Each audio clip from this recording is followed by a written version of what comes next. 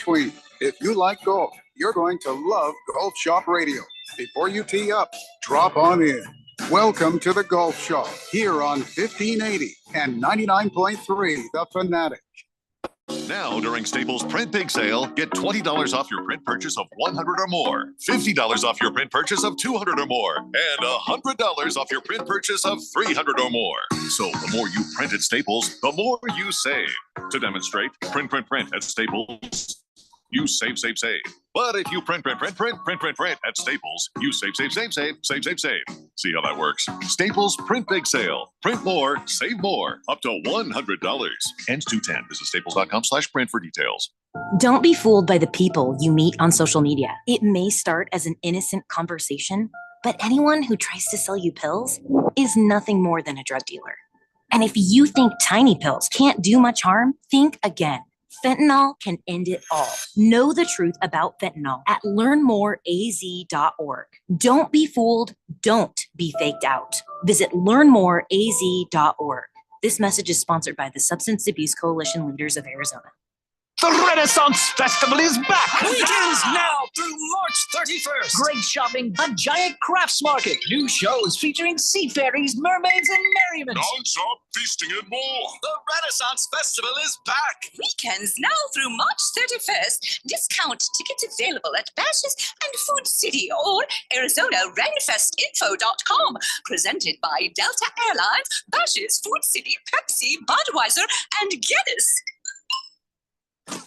QFN AM Tempe, K257 CD Phoenix at 99.3 FM, K240 EU Fountain Hills at 95.9 FM. Listen to Jim Rome and the Jungle, weekday mid-mornings on 1580 and 99.3. The Fanatic, live from the Harman Solar Studios. Quiet, people, settle down. Because it's time. Time for what? Showtime. When does it start? Right now. 3, 2, 1. Let's get on with the show. Let's do it.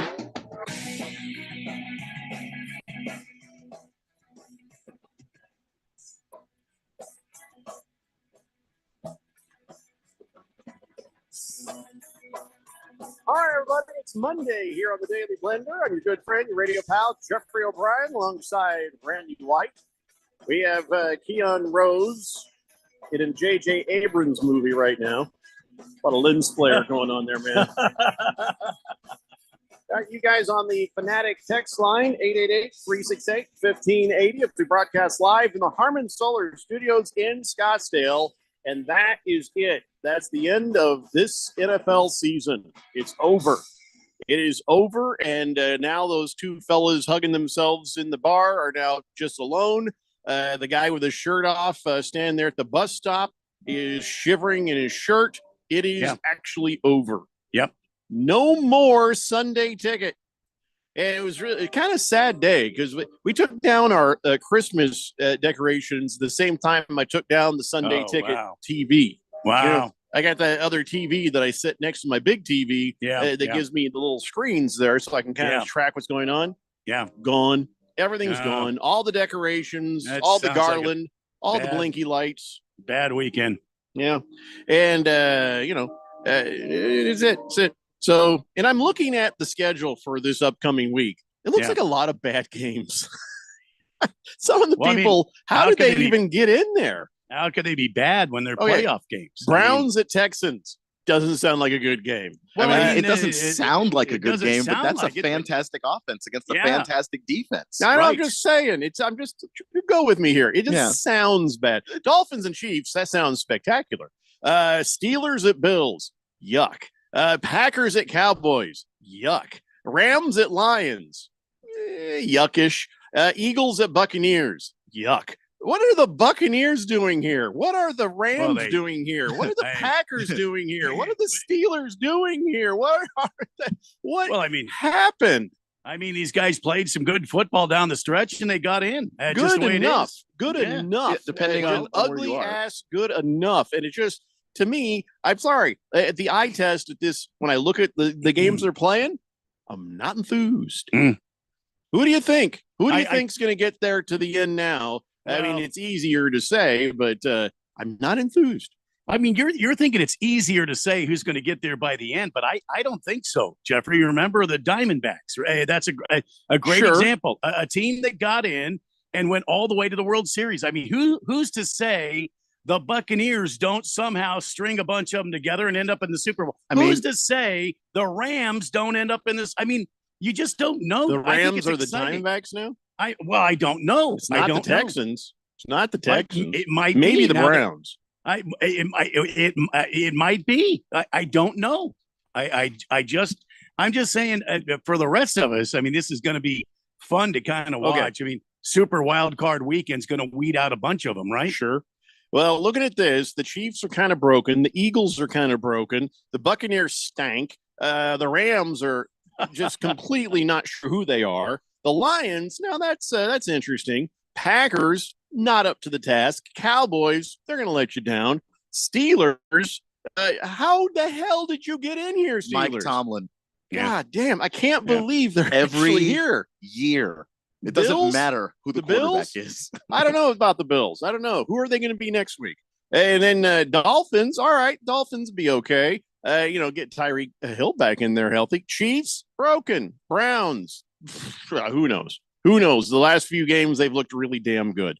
Flacco off the couch, just killing it, doing better than a lot of these teams. Texans, young, dumb, and full of hope, but they're not going to probably go very far. So I'm just looking at this. I'm just like, what happened? This doesn't look right. Does this look right to you guys? Does this actually look right? Well, I mean, for me, it's the way it just shook out. I mean, I don't know, Keon.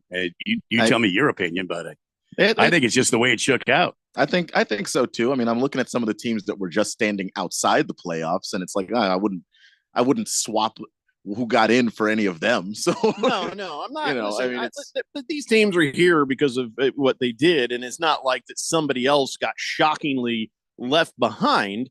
But it's also just sort of shockingly mediocre. This whole setup. But I just think that a lot of the teams this year were kind of mediocre, and even the really good teams all have some glaring weakness that might cause them to trip up along the way. I mean, even a team that actually does look good, like the Dolphins we saw last night. Like you have things that can trip them up. So yeah, I'm interested in letting it all play out, because I really just think that we have a bunch of teams that are kind of in the middle, which is what you get when you have a league where anybody can beat anybody, is that you kind of have nobody that's really great. Well, I guess we have to think now, okay, we're here. This is where it matters. Will the Eagles fix themselves? Will the Chiefs fix themselves? And, this is the nature of Jalen Hurts' finger last time we saw it. Mm-hmm. Is that his throwing hand, by the way? I think it was throwing hand. He got a dislocated FU finger on. And then, of course, the Chiefs, they rested all the main guys. And so, what happened the other night is not normal. So you can't really put that on them. Right. But are they gonna snap out of it and become the Chiefs that we hope they would be? And see, the fun thing is that you just don't know until you start these playoffs. I mean, the Chiefs might go on a run here and just go all the way to the Super Bowl again. You don't know. And the Cowboys, they're starting off at home. They're 15-0 at home. Mm-hmm. I mean, these are some of the storylines we're going to be watching. I mean, Green Bay's going to have to go to Dallas and beat Dallas in Dallas. And there is a way for Dallas, if they keep winning and they beat the right teams, to end up going all the way through the playoffs at home. Yeah. I mean, these are some of these crazy storylines that are going to be playing out here starting next weekend. Well, I guess we'll just have to see. You're right, Keon. We just have to see how these games play out to get a real sense of what, reality is. But man, this whole season's been like this. This whole season, you couldn't look at anybody and say with confidence, okay, these guys are they're doing it. They're doing it. Not once did you feel confident in anybody doing anything. Even the teams that were really good, you couldn't really say that. So, how do you feel about everybody else is the question. Fish Tank, come on, Donnie. Donnie is like trying to call out Fish Tank like we always call him out, going, Donnie, but I'm not going to participate. Your Vikings got their asses kicked. And who did they get their asses kicked by? Let's see here. Hold on. I forgot. I think so little little about the Vikings. I can't remember who they played. Wasn't it Detroit? Wasn't it? Yeah. I think you're Lions. Right. Where is it? I think so little about them. There it is. Yep, you're right. You guys lost to the Lions 30-20. You don't need to be calling out the Dolphins. That game right there. That was just. There was some stuff that happened. We'll talk about that in a little bit. But Donnie is just sitting there heckling Fish Tank on Twitter, and it's just like, are you not aware of your own situation? He was heckling me. Hey, what seed are the Colts? I'm like, same as the Vikings, jackass. Nobody got in. I didn't get in. You didn't get in. So you're going to heckle me for not getting in? Well, I mean, we were talking about some of these teams. The Browns have 11 wins. The Chiefs have 11 wins. So what's the difference? I mean, if the Browns and the Chiefs both have 11 wins, they're 11-6. Because you can see where the weaknesses are. Now, the Browns, the only weakness they had was not having a quarterback. Well, that's been taken care of. The Chiefs, there is dysfunction all through that. And it's not about their record. It's about what happens in those games and when they lose. You can see the weaknesses and the deficits of the Chiefs. You can see what's going on with the Eagles. The Eagles has equated into losses recently. And that is a good deal of concern, especially when you look at the teams that they played. So those two teams right there, huge shaky question marks. But hey, who knows? Maybe now it's playoff time. I don't know. These guys are used to being in playoffs. Maybe it all snaps back into place. The Browns with that defense, man, and they've got a little Joe Flacco magic going right now. You don't know, and this could be the Cinderella team. You just don't know. I get it. I understand. Nothing towards Joe Flacco, but I hate the Browns. Did you see the guy with the Browns jersey that had all the names on the back of the jersey, all the way down to Jeff Driscoll, who started yesterday, and in the spot where the Deshaun Watson name should be was just the domestic abuse survivor's flag. Oh, that is amazing. Yeah, good for him. I'd stop where. Listen, if the Browns were my team and all this stuff with the Deshaun Watson came down, I'd have changed teams. I'd have just said, I'm out. You dirty effers. I'm done.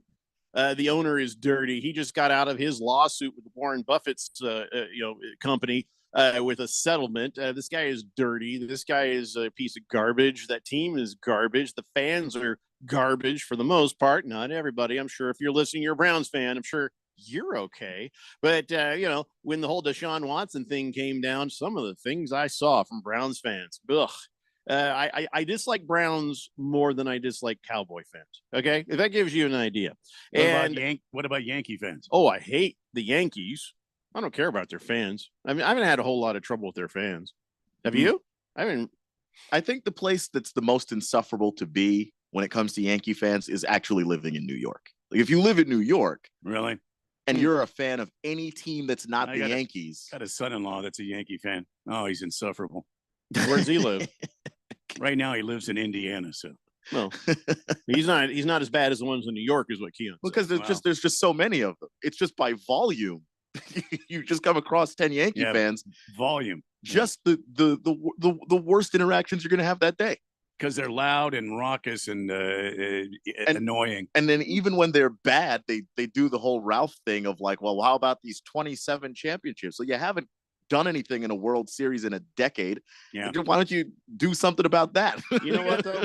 If you're honest with yourself, we wish we had those to fall back on in those arguments, which just makes things a lot easier, wouldn't it? It does, but it also means that when that's your go-to move, that you are the most insufferable person in that argument. Exactly. I don't mind being insufferable if I'm right. Yeah. No, I'm just it's where your priorities are.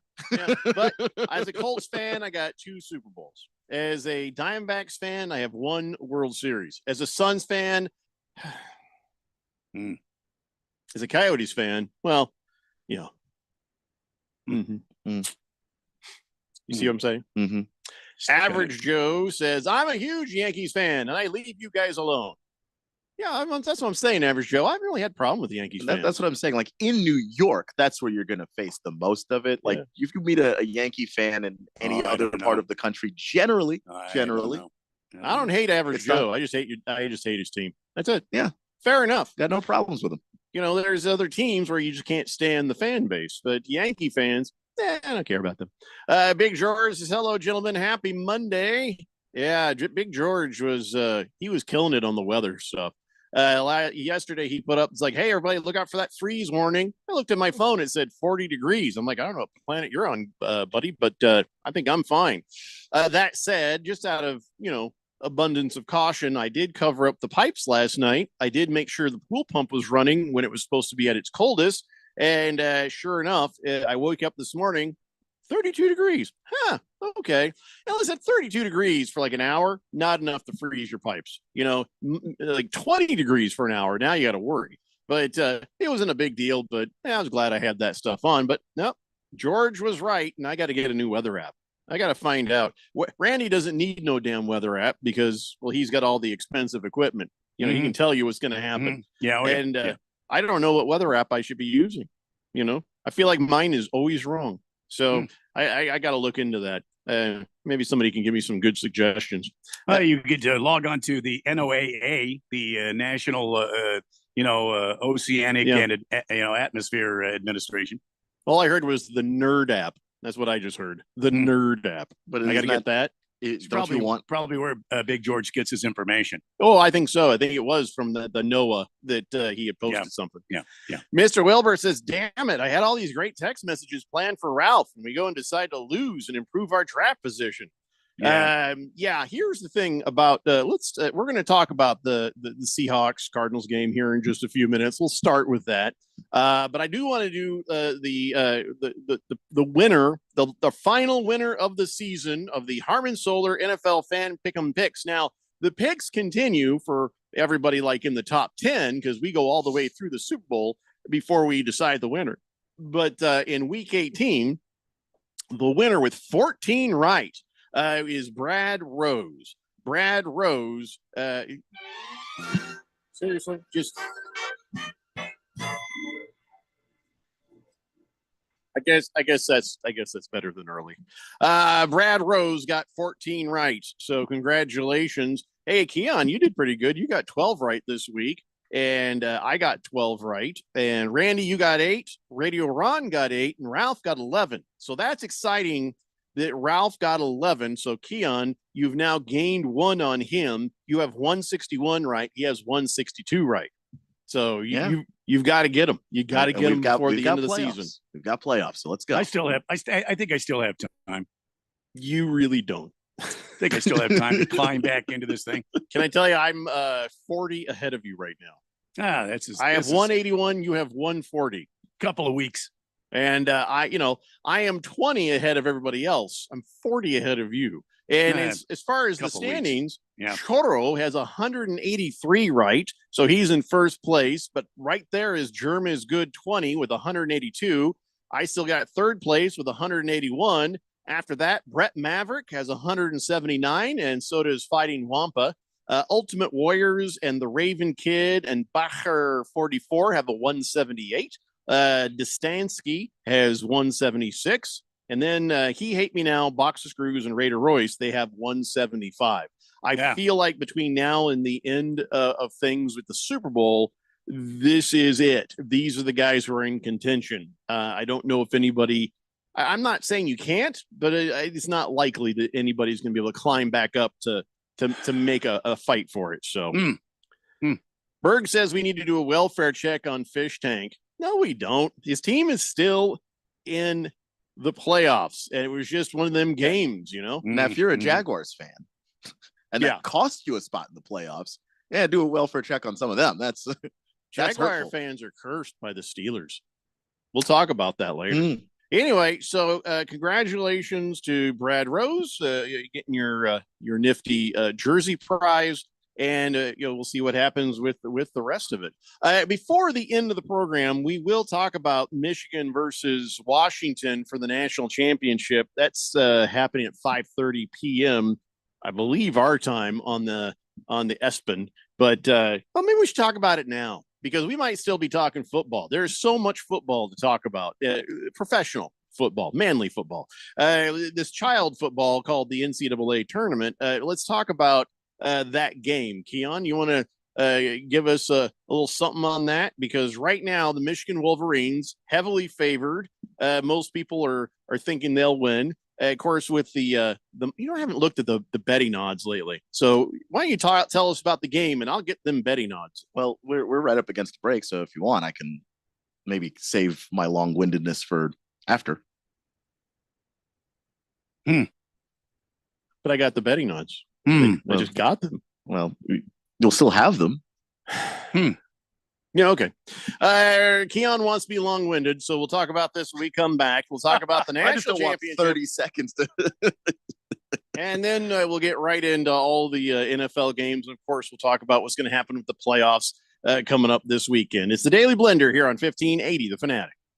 This is Brent Musburger's action update on 1580 and 99.3 The Fanatic. Take the guesswork out of your holiday gifts. OmahaSteaks.com for 50% off site-wide and save an additional $30 with promo code VSIN. OmahaSteaks.com. NBA tonight, the Phoenix Suns are in Los Angeles. They'll take on the Clippers. Phoenix, a 6.5-point road underdog, -114 against the spread. On the Clippers, a 6.5-point favorite at home, -106. On the money line, Phoenix +205. The LA Clippers -250 with an over-under of 230.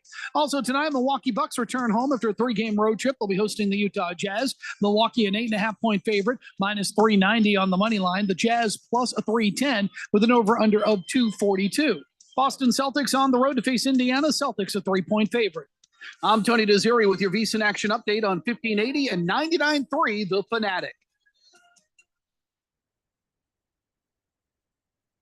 This is a special alert to all Americans who own a vehicle with less than 200,000 miles, with an auto warranty about to expire or with no warranty coverage at all. Due to a decline in the economy, CarShield is announcing a low-cost month-to-month vehicle protection plan that is now available to the public to save any driver out-of-pocket expenses on future auto repairs. Call now to find out how you can pay almost nothing for covered auto repairs. Yes, you heard that correctly. Pay almost nothing for covered auto repairs. An open phone line has been established for all drivers to call for a free quick quote. Call 800-736-6158 now. Drivers who are covered will not have to pay for covered repairs again. This protection plan is at an all-time low. Additionally, drivers who activate this vehicle protection today will also receive free roadside assistance, free towing, and car rental options at no additional cost. Call us for your free quick quote today. 800-736-6158. That's 800-736-6158. What do you have to lose? Call 800-736-6158. Again, 800-736-6158. Grand Canyon University basketball is back for another exciting season. After advancing to March Madness in 2 of his 3 seasons as the head coach, Bryce Drew brings a team to the court this season, picked to win the conference once again, and led by first-team All-WAC selection Gabe McLaughlin and WAC preseason Player of the Year Ray Harrison. Check out the schedule at gculopes.com to find matchups with San Francisco, DePaul, Liberty, and last year's national championship runner-up, the San Diego State Aztecs. Join me, Michael Potter, and Lopes insider Paul Coro all season long right here on The Fanatic, the home of Lopes basketball.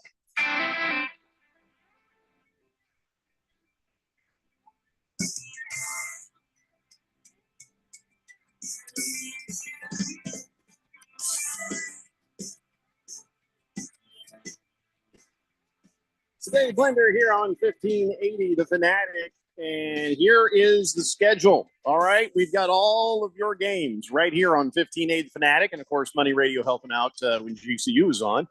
Saturday, we got Browns at Texans at 2 p.m. Then at 6 p.m. on Money Radio, we got Dolphins at Chiefs because Tarleton State is at GCU at 6:45 p.m. on 1580 The Fanatic. Sunday, we got Steelers at Bills at 10:30 a.m. Packers at Cowboys at 2 p.m. And then Rams at Lions at 6 p.m. Full day of wild card fun for you on Sunday. And then Monday, Eagles at Buccaneers at 5:30 p.m. So there you go. Super wild card weekend is now, all set and sorted and figured out. Yeah. So Monday, does that mean we're off at 5:30? Yes, we are. We are off at 5:30. Nice. It's our last little bit of reprieve until other things happen. Hurrah. That's it. Hooray. Yeah, let's talk about the college football playoffs national championship, and the number 2 Washington Huskies are playing the number 1 Michigan A-holes, and Wolverines. And well, I just see Jim Harbaugh's face, and that is just automatic reaction. And here is the betting line on that. It's The spread Betting line is 4.5. minus 5.5 now. Oh, it's 5.5 in favor of Michigan. And the money line, you get plus 190 on Washington. You feel like it'd be a little more than that, huh? And minus 225 on Michigan. So, all right, Keon, give us your expert anal analysis on this. Yeah, this is obviously one of those games where I feel like the underdog is maybe too much underdog. Just a little Washington disrespect going on. I think after the season that they showed, they're an undefeated squad, and then what they were able to do against Texas in the first round of the playoff. I thought that was impressive, especially that secondary that I think a lot of people have underrated. It's not a great secondary, but it's not a bad one either. And it was able to, bend and not break at certain points in that game. Obviously, the big pass breakup on Adonai Mitchell to end that. So I just wonder, what it is that people are seeing about Michigan that are leading them to believe that Michigan is this much of ahead of Washington. And one of the things that I was seeing was Michigan does have genuinely a great defense. Their defense is 40th in the nation in terms of points against, which if you compare that to Washington, they're 209th. So that is something to be concerned about with Washington, is that they give up a lot of points. However, the thing that makes Washington really impressive to me is their offense, and specifically their passing offense. Michael Penix Jr. is, in my opinion, a much better quarterback than J.J. McCarthy. It's not even an opinion if you look at the numbers. Yeah, I mean, the numbers, it's Penix, but I know that there's some Michigan fans out there that'll raise some arms about it. And McCarthy has been good this year. It's just that Michael Penix is playing like he's on another planet. All right, okay, here's the stats real fast, just so people know what you're saying there. Michael Penix Jr. has 4,648 yards. McCarthy has 2,651 yards. Michael Penix Jr. has 35 touchdowns, and McCarthy has 22. So right there, just as far as just the basics of overall output, Michael Penix Jr. is huge. I believe that's Penix. That's what I said. I just say it fast, and sometimes you don't hear the X. Would you get off my back? I'm just trying to help you out, bud. Just trying to help you out. So yeah, those are the numbers there. But I also think that when you look at who has the better passing game, Michigan ranked at 125th for just the regular season. That's what these numbers are from in passing yards per game. Washington was first in the nation. That passing game is elite. And then, of course, they can get it done on the ground as well with Dillon Johnson, who was a gigantic question mark on whether or not he was going to play today, but he has been cleared. I did see the report come out earlier today. Dillon Johnson will be playing. I don't know to what extent. Johnson has, just a couple more yards, but he has 16 touchdowns. Corum, he's got 25 touchdowns and similar yards. He's got similar yards. But what I like Dillon Johnson for as well is the average yards per carry. 5.5 yards as opposed to 4.7 for Blake Corum. So situationally. So it's not necessarily that, one guy's much better than the other. Blake Corum's great, obviously. But that when you need just yards anywhere on the field, Dillon Johnson can get it for you. You get into the red zone area, Blake Corum's the guy that you'd rather have there. So I think that it's this tough Michigan defense and an offense that's very stable and very steady against a Washington team that can just sling it.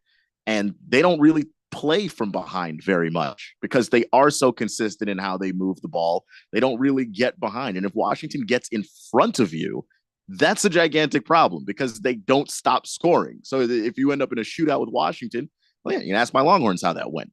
You get behind them, even if you're matching touchdown for touchdown, you're not winning.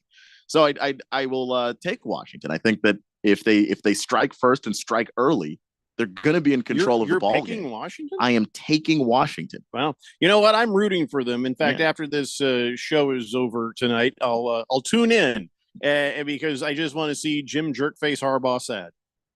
That's all. I couldn't believe that I saw his name is in the Ring of Honor for the Colts. That bothered me. He was not that good at quarterback for us. Why is he there? He did nothing. He did nothing. What did he do? I mean, I'm just saying prior to Peyton Manning, maybe there were just not that many quarterback options to choose from. It's like they're like, we got to put him in, or else we'll never have a Ring of Honor. It's Johnny Unitas, and then there's a large gap between that and Peyton Manning. just saying. Johnny U, and then Peyton Manning. I've got a few gallons of paint. We can fix that. Just cover it right up. Just put somebody else up there that needs to be there. Anyway, so all right. So 5:30 p.m. That is when the Wolverines will host the Huskies, and we will see what this entire year of NCAA football comes out as. Hooray! God, I just don't want Michigan to win. Pro Dog says, "Go Huskies." Yeah, go Huskies, Pro Dog. Well, yeah, I agree. I'm on your side. Navy Brad says, hello, everyone. The regular NFL season is over. Keon, I bet you're really happy now. New owner, while back. Soon, new coach. Congrats. Yeah, they fired him. Yeah, they fired him today. They fired everybody. Yeah. And a lot of the people that are not everybody yet. Well, no, in Washington. There's this ticket taker. She's going later today. Okay, I meant anybody in an administrative role. The ticket lady is going to be fine. No, she's fired. Everybody must go. But the thing that I'm interested in is everybody that they're calling, the front office executives, the coaches they've been reaching out to. That part's very exciting to me. Yeah, well, we'll talk about the firing of Ron Rivera and it was 12:01 a.m. When they fired Arthur Smith from the Falcons. They're like, is it now? Now. Yeah, like, Arthur Blank picked up the phone and just said, "You fired." Yeah, don't come in today. Your card won't work. And then hung up. It was so dirty. If you were watching, I can't remember what it was, NFL Network or what it was. They were like, "Hey, everybody! So we just found out Arthur Smith has been fired from the Falcons." But okay, now it's time for our FedEx Player of the Week. Like, so you may not know is his family started FedEx. His dad was the CEO and founder of FedEx. So yeah, that's a little nepotism for you. Because I don't think he is anymore. Else FedEx would on the phone being like, "Yeah, we're canceling everything." Well, they can't help him once he's actually in the league and coaching, but. You know, he got his foot in the door because FedEx Field. He was at Washington originally. No more field, no more anything. FedEx is pulling everything. You jackasses. So Donnie is claiming that Fish Tank promised us his team would be winning the division and then crashed and burned when the lights were too bright. When did Fish Tank say that? In fact, this weekend, I mean, right before on Friday, he was like sort of wringing his hands going, "Oh, this is not going to go well." He felt sick about it. So you're going to have to show me. I got to see some receipts, Donnie, on when Fish Tank did that because I just do not. You guys remember it doesn't Donnie even promising a division? It doesn't sound like him, and I don't remember that happening. I Personally. mean, Donnie, I'm sure if there's receipts, he can get them. Oh yeah, if Fish Tank was saying it online on Twitter, he'll provide them. But you sure it's Donnie? Because last time wasn't it Moistwin who was bringing up all the stuff from the past? Donnie remembers everything from Twitter. Moistwin remembers everything like an angry ex-girlfriend. Ah, okay, Mm-hmm. All right, all right. Razor Sharp says 12-5 Lions, baby, playoff time. Yeah, there you go. Yeah, that's all he ever texts in is Lions, baby, and whatever their record is. And yeah, sure enough, some dumb stuff by the Lions. We'll talk about that in a bit. Big George says, I'm cheering for Washington tonight, too. Why do you always copy off my paper? He says, got to support the Pac-12 team. No, you don't. You don't. You just don't. I'm not rooting for these guys because they're in the Pac-12. I guess in that this is the last year of the Pac-12. If you want to, go for it. But I've never been a root for conference guy. Big the Berg says, hey, did you see my kid on Angry Runs this morning? Yeah, I guess that thing on Good Morning Football, and I've seen this picture posted by the Berg before, but yep, they put him up there wearing his Angry Runs. And is that a real black eye? Does your kid really have a black eye in this picture? Didn't see it, but that's awesome, man. It was cool to see. Irish for me says, go Michigan. I know it's going to be a very exciting game. I'm already looking forward to next year. Go Irish. Why you go Michigan? Why? If you're a Notre Dame guy, why are you rooting on Michigan? Don't Yeah, I understand guess that. there's not really a conflict there. Radio Ron is a Michigan State guy. Do you think he's rooting on Michigan? Well, they're Pretty rivals. sure he's though. not. Are Michigan and Notre Dame rivals? Nobody's a rival of Notre Dame, and Notre Dame's not a rival of anybody. Notre Dame's just pretty well boring. The only thing shiny about them is the helmets. 602 Pats fan says, is Bill still the coach for the Patriots? Because I haven't heard anything. Nope. There has been no word yet other than he and old Bob Kraft are going to have a sit down. I think Bill is in control of his own destiny here. It's if he feels like it. It's not I don't think he's going to get fired. I've been telling you guys this all along. I think he will get fired. About it. I think they've got too much respect for Bill to give him the Black Monday Express. Plus, they might be able to trade him. So, they will not be able to trade him. The thing is, they think they can't. So if that's dumb, then okay, but that's not. That's them.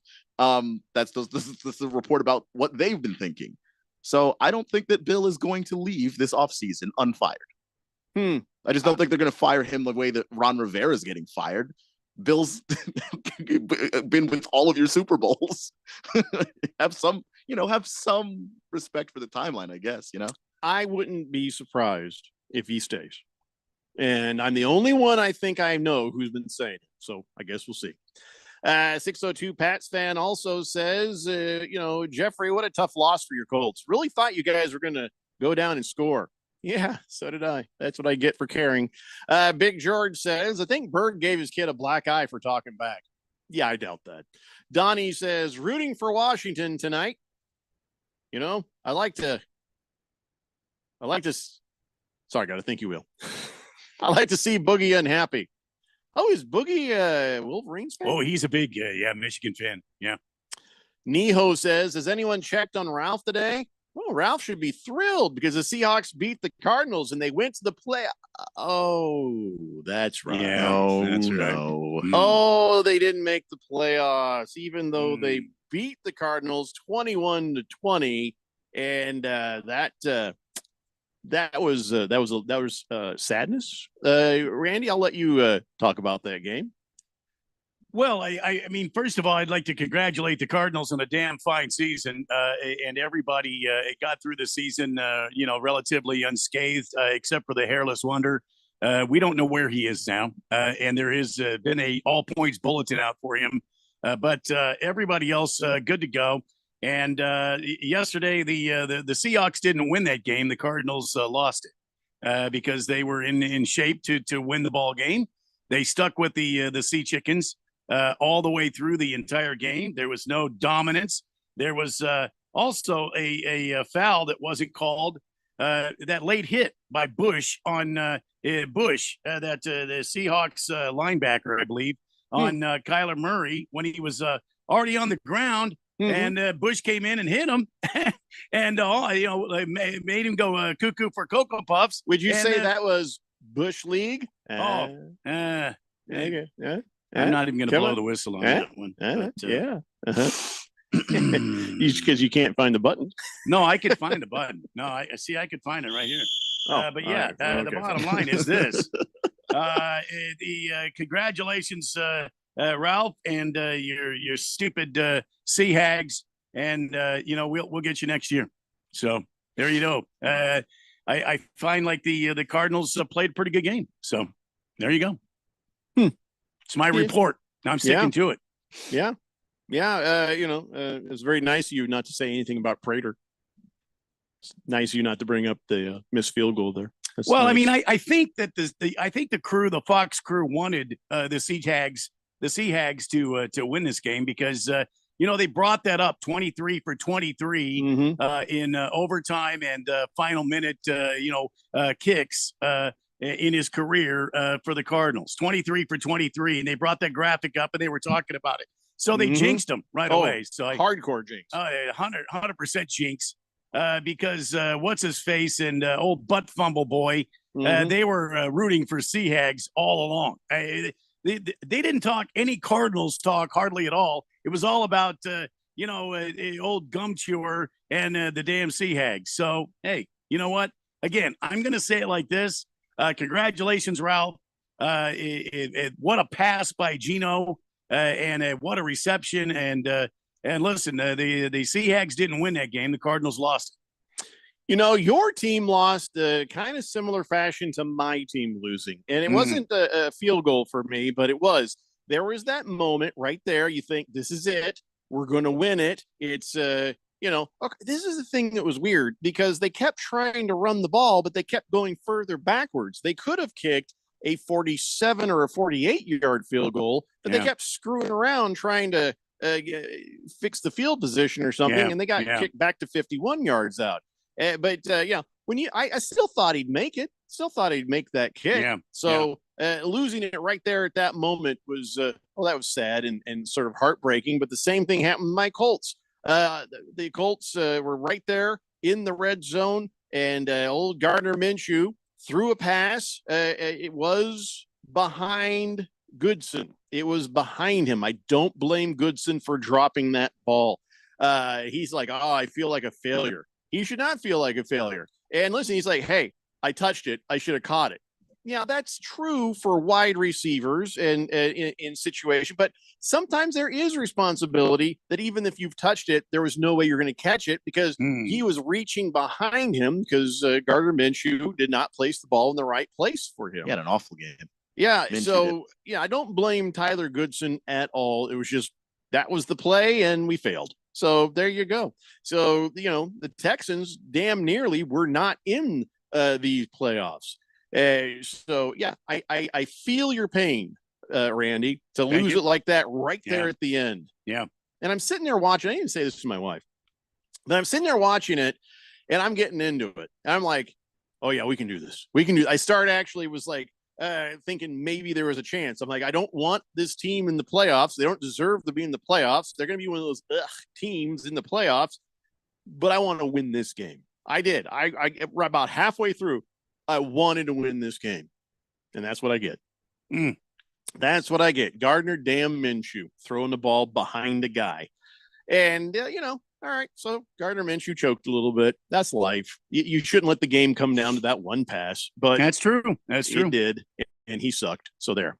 I don't know. I don't know if Anthony Richardson is going to be the answer next year or not. I feel exactly the same going into this next year that I did last year. So more of my sadness continues. But Tyler Goodson should not put that on his back. I mean, if you saw the play, it was behind him. It was awkward, and what can you do? What can you do? So we'll come back and talk about the horrificness of Keon's game and every other game as well when we come back. It's a Daily Blender here on 1580 The Fanatic. Hey, I'm Andy. If you don't know me, it's probably because I'm not famous. But I did start a men's grooming company called Harry's. The idea for Harry's came out of a frustrating experience I had buying razor blades. Most brands were overpriced, overdesigned, and out of touch. At Harry's, our approach is simple. Here's our secret. We make sharp, durable blades and sell them at honest prices for as low as $2 each. We care about quality so much that we do some crazy things, like buy a world-class German blade factory. Obsessing over every detail means we're confident in offering a 100% quality guarantee. Millions of guys have already made the switch to Harry's, so thank you if you're one of them. And if you're not, we hope you give us a try with this special offer. Get a Harry's starter set with a 5-blade razor, weighted handle, shave gel, and a travel cover. All for just $3 plus free shipping. Just go to harrys.com and enter code SIMPLE at checkout. That's harrys.com, code SIMPLE.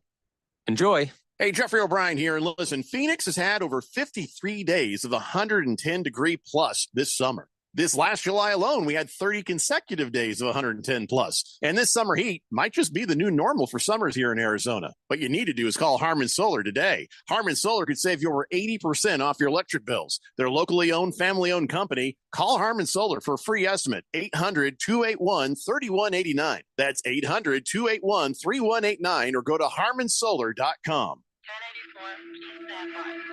We all know driving hammered gets you nailed, but did you also know driving high is a DUI? I'm Officer Badalucco with the Gilbert Police Department. Anything that impairs your driving makes you dangerous on the road. If you feel different, you drive different, and driving high is illegal. Be smart with marijuana use. Get the facts at drivinghighaz.com and spread the word with hashtag HighDUI. This message is sponsored by the Governor's Office of Highway Safety. Progressive presents advice on new teen drivers. You know, the hardest part about Teaching your teen to drive is the chafing from the seatbelt. But the best part is the grip strength you build in your knuckles. Okay, now let's pull out of the driveway. Here's another tip. Offset a chunk of the cost of adding a teen to your insurance with Progressive's Teen Driver Discount and get a break from the break. Casualty Insurance Company and affiliates, not available in all states or situations. Will Shakespeare here. Back in my day, I invented over 1,700 slang words like swagger, bedazzled, and my personal favorite, besmirch. But even I have trouble understanding slang words like yeet or bougie or this is fire. Actually, it is extremely smooth Shakespeare vodka. Okay, boomer. See what I mean? But there is one word that describes the pure quadruple distilled spirit crafted from an 8th century Polish recipe the first time you try it. So lit. I couldn't have said it better myself. Shakespeare vodka. So lit. 1580 The Fanatic. And at 1580thefanatic.com. Your home for sports.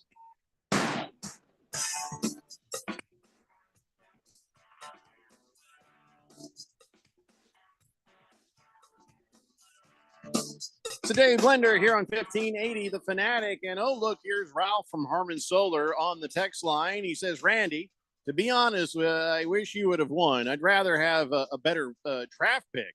Now let's fire our defensive coordinator and fix this.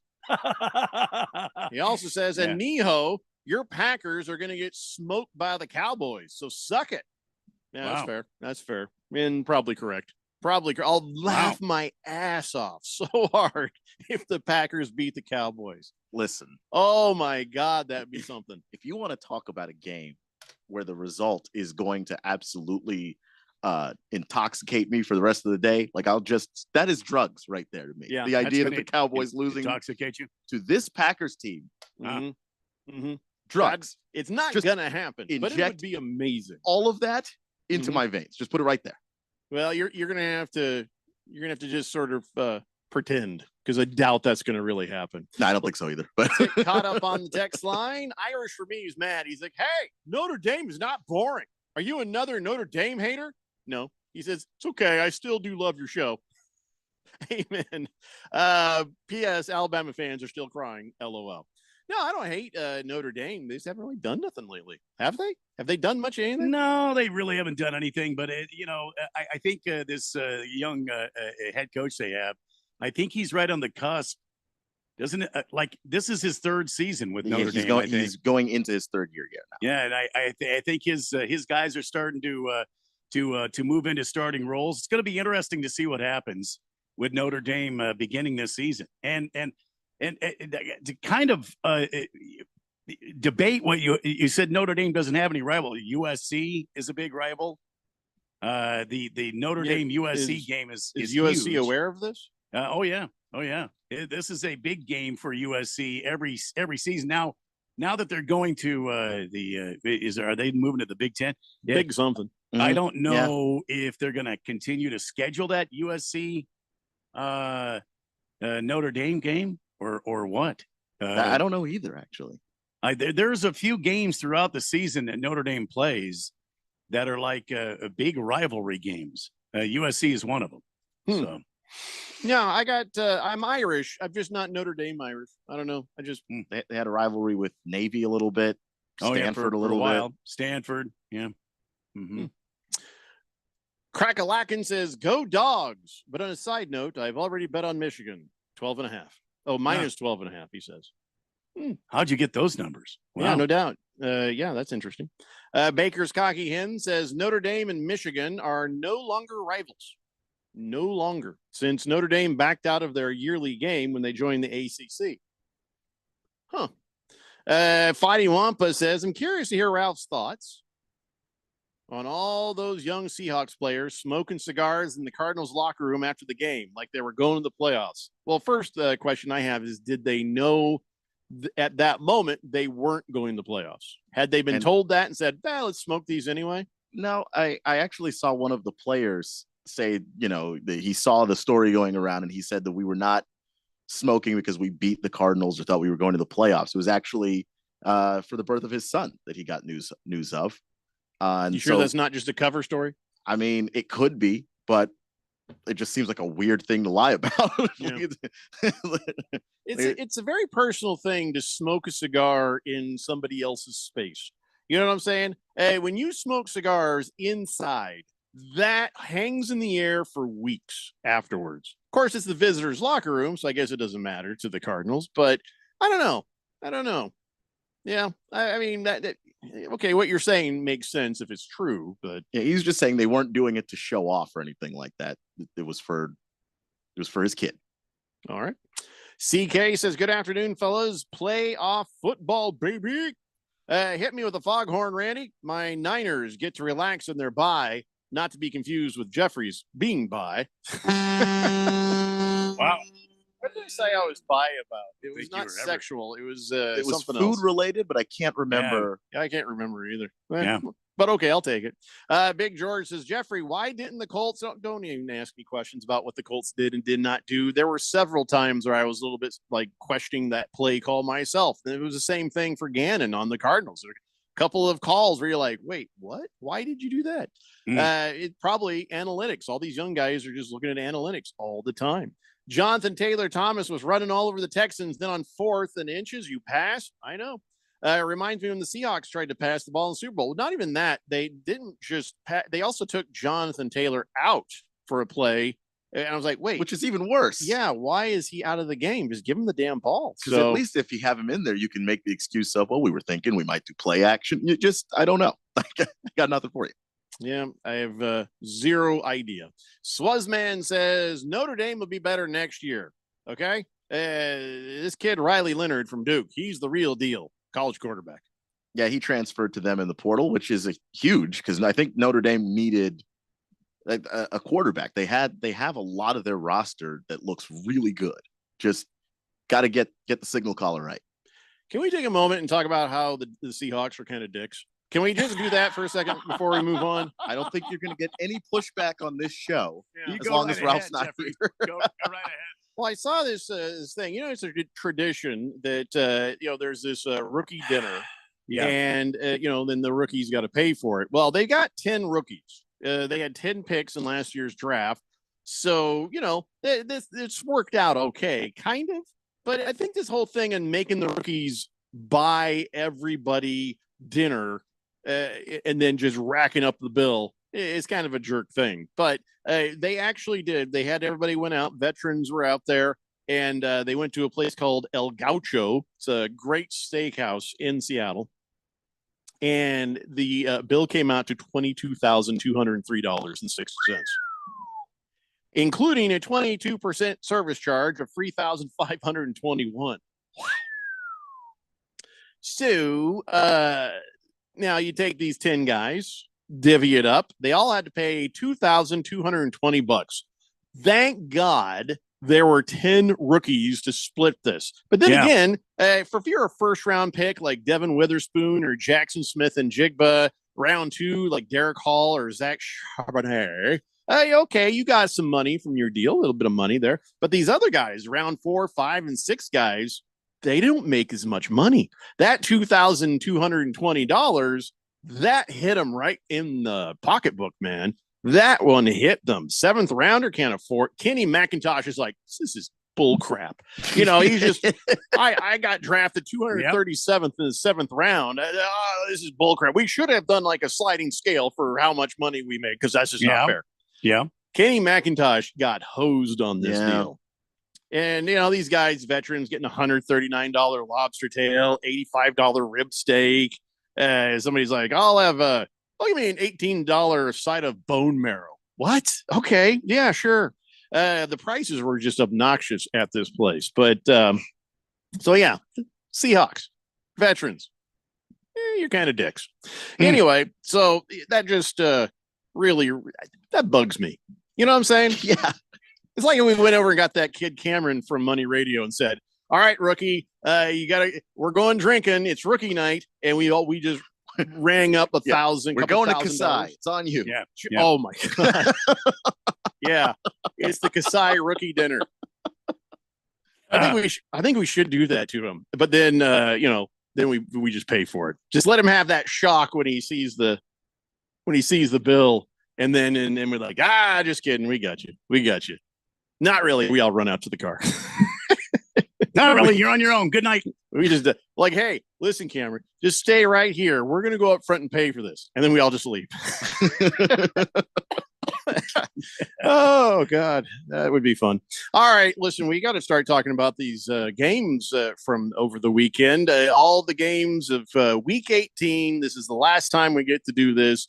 The entire rundown of every single one of the games in order of our Harmon Solar NFL fan pick'em picks. We've already talked about the Cardinals loss, the Colts loss, the Washington team's loss, Commanders loss. We lost everything in the last game, guys. We lost everything. Sure, we did lose, but we clinched the second overall pick of the draft. Yeah, you won that. That is 15. What does Randy have? The 4th? I haven't seen. Yeah, number 4. Mm-hmm. Good enough to get a good quarterback. Yes. You're in quarterback range. You're in Marvin Harrison range. Do you think I still, we'll get into that between now and April, but yeah, kind of wondering what the Cardinals are going to do here. Kind of wondering. If you ask Jonathan Gannon, they're sticking with a little Kyler Murray. Yeah. But Mossy Awesome Fart, he's his own man. He's his own man. You know what I'm saying? He's his own man. Well, he is his own man, but he works for the man. So, yeah. Oh, I'm by peanut butter. Yeah, I'll eat crunchy or smooth. So I'm by when it comes to peanut butter. Yeah, I'm just not into the. That just came to you? We were talking football, and all of a sudden that popped into your head, or no? CK sent it. He reminded me because he remembers that. Yeah, I'll do crunchy, smooth. Not really into that organic crap. You got to stir it because it's got all the oil in it. Yeah. How about that powdered peanut butter? Have you seen that? What the hell are you talking about? That powdered peanut butter. Never heard of powdered peanut butter. Yeah, you put some oil in it and you stir it up. Yeah. That can't be good. Oh no, I don't know if it is or not, but I'm just saying there's that powdered peanut butter. Did you just make that up? No, I'm telling you the truth. Now I got to look that up on Amazon. Yeah, I think you should because I have to try it. I have to try it to see. I'm not. Why do you have to try it? I mean, I'm curious. See, I'm bi-curious. I was just going to say that. I'm peanut butter bi-curious. I like a smoothie. I like it chunky. Let's see what the powder's got. Let's see what it's got. Megatron taking me to task says, hey, the Colts play call was correct. Just executed badly by a bad quarterback. No, by a mediocre quarterback. Well, he was having a bad day. Yeah, it was a bad day for Gardner Minshew. Don't know why. But, yeah, you're right, Megatron. When you have the weight of the world on your shoulders like Gardner damn Minshew. Well, that kid Goodson was very open, and you threw it behind him. Well, I mean, sometimes the pressure is just too much when you've got all that pressure on your shoulders. Big George says they sell the powdered peanut butter there at the Costco. It's good. Why have I now? I'm 53 years old. How am I just now hearing about this? Can I get just a small sample? Sure. I don't want to spend money on a big old thing of powdered peanut butter that I just... Maybe George can send you some since he has it. He'll send it to you in a plain white envelope. Am I supposed to snort it? I mean, how does this work? What kind of oil do you put in there? I don't know. I don't know anything about it, man. I just know you being peanut butter bi-curious. Yeah, well, I just thought I'd let you know. You know, we didn't talk about any of the games in this last segment. Yes, we just managed to not do that, but that's all right. We have a full 2 hours left ahead of us. That's right, because we got no game today. So we're on till 6. We'll get this thing done. Are you sure we're not airing the national championship? I thought we weren't. And then somebody said, hey, are we airing it? I'm like, okay, because I didn't remember. Then it turns out I remembered correctly when I said we're not, because we're not. We are not airing it. That's too bad. Just watch it on TV. It's a Daily Blender here on 1580 Fanatic. Wanted some time off. It's game day at Jim's house, and the spread is impressive. Mike's already done some damage with the hot wings, and now he's dropping back and going deep for another slice of pizza. I sure hope he brought the Pepto. Mike knows the Pepto-Bismol provides fast 5-symptom relief from unexpected stomach upsets. He's no rookie. The way he's throwing back those nachos, he's the GOAT. Be ready for game day with Pepto-Bismol. When you have nausea, heartburn, indigestion, upset stomach, diarrhea. Use as directed. Keep out of reach of children. Did you know that feeling sluggish or weighed down could be a sign that your digestive system isn't working at its best? Taking Metamucil every day can help. Metamucil fiber powders help promote your daily digestive health using a plant-based fiber called psyllium. The gelling action of this special fiber traps and removes waste, so you can feel lighter and more energetic. Metamucil, promoting digestive health for a better you. Learn more at metamucil.com. These statements have not been evaluated by the Food and Drug Administration. These products are not intended to diagnose, treat, cure, or prevent any disease. Hey, Ralph, got another solar question for you. Okay, but did you check out the Harmon Solar podcast first? The what? The Harmon Solar podcast. We put new episodes up twice a month that teach you all the things you ever wanted to learn about solar. We discuss things like how solar works, the roofing, sales process, demand management, everything solar. Show like this needs some real smart thinkers, huh? Well, yeah. So you got some really great guests then, huh? Almost every show. Is it on Spotify? Yep. iTunes? Yep. Just search it everywhere.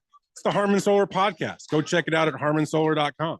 This is a special alert to all Americans who own a vehicle with less than 200,000 miles, with an auto warranty about to expire, or with no warranty coverage at all. Due to a decline in the economy, CarShield is announcing a low-cost, month-to-month vehicle protection plan that is now available to the public to save any driver out-of-pocket expenses on future auto repairs. Call now to find out how you can pay almost nothing for covered auto repairs. Yes, you heard that correctly. Pay almost nothing for covered auto repairs. An open phone line has been established for all drivers to call for a free quick quote. Call 800-736-6158 now. Drivers who are covered will not have to pay for covered repairs again. This protection plan is at an all-time low. Additionally, drivers who activate this vehicle protection today will also receive free roadside assistance, free towing, and car rental options at no additional cost. Call us for your free quick quote today. 800-736-6158. That's 800-736-6158. What do you have to lose? Call 800-736-6158. Again, 800-736-6158. When it comes to covering the high school sports scene in Arizona, AZ Preps 365 has all the answers. Every Saturday morning from 8 until 10, they break down games, interview the newsmakers, talk with coaches from around the state, and stay up to date with what's happening with prep athletes and breaking news from the Arizona prep scene. It's AZ Preps 365, 8 till 10 Saturday mornings on 1580 and 99.3 The Fanatic, and always on at 1580thefanatic.com. KQFN Tempe. Also transmitting on K25CD Phoenix at 99.3 FM and K24EU Fountain Hills at 95.9 FM. All right, people, settle down. Because it's time. Time for what? Showtime. When does it start? Right now. 3, 2, 1. Let's get on with the show. Let's do it.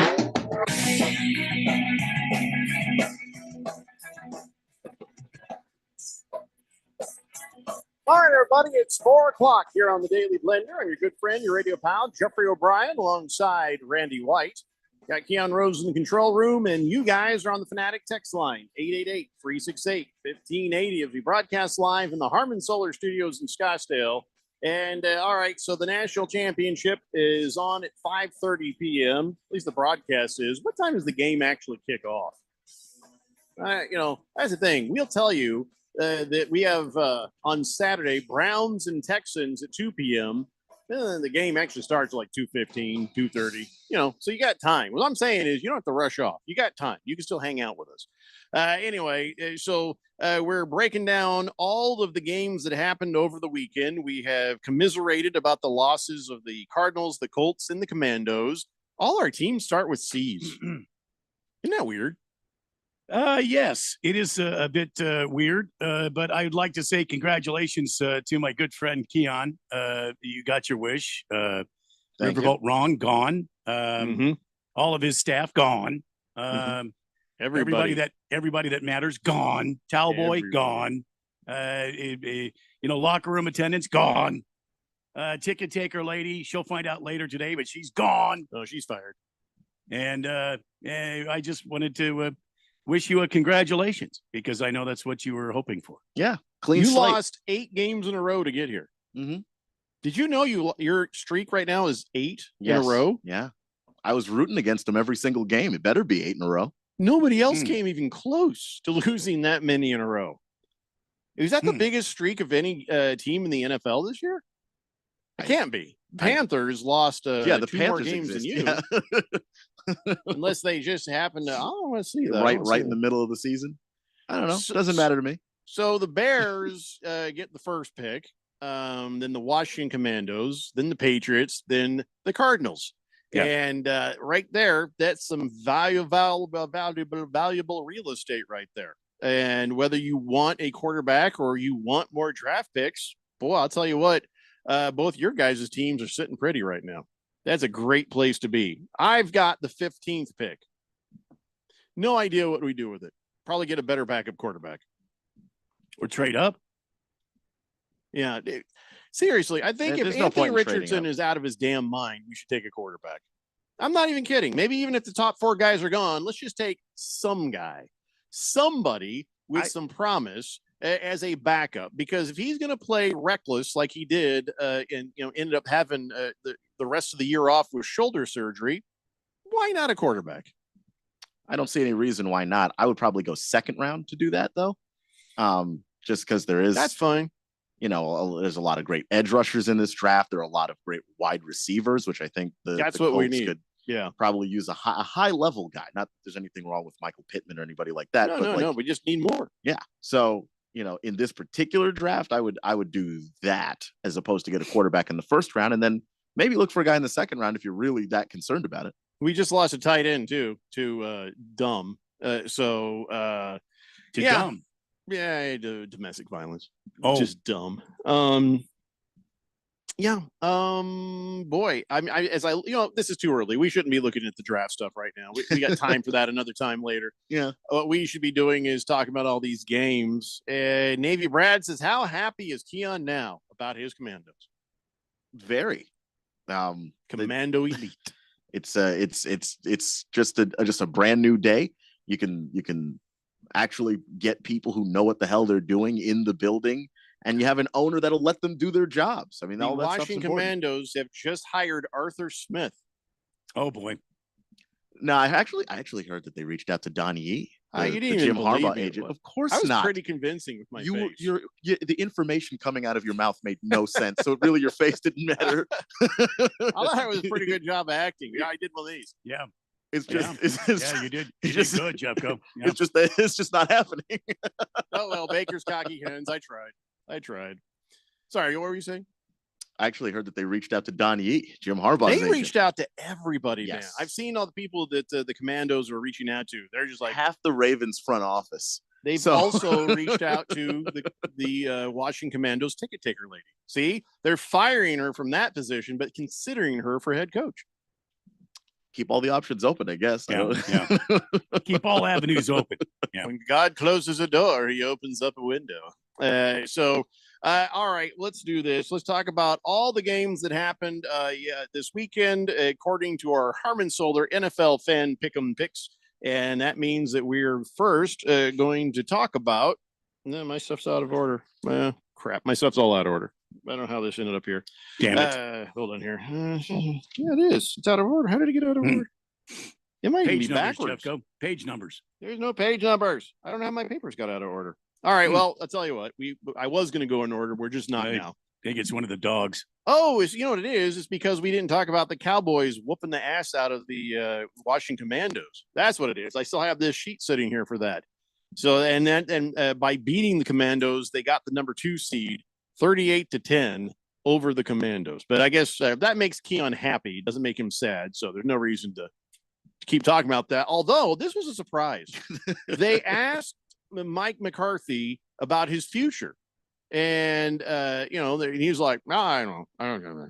And then they said, hey, Jerry Jones, you're going to keep Mike McCarthy around? And his answer was, we'll see how each game goes in the postseason. Oh, what?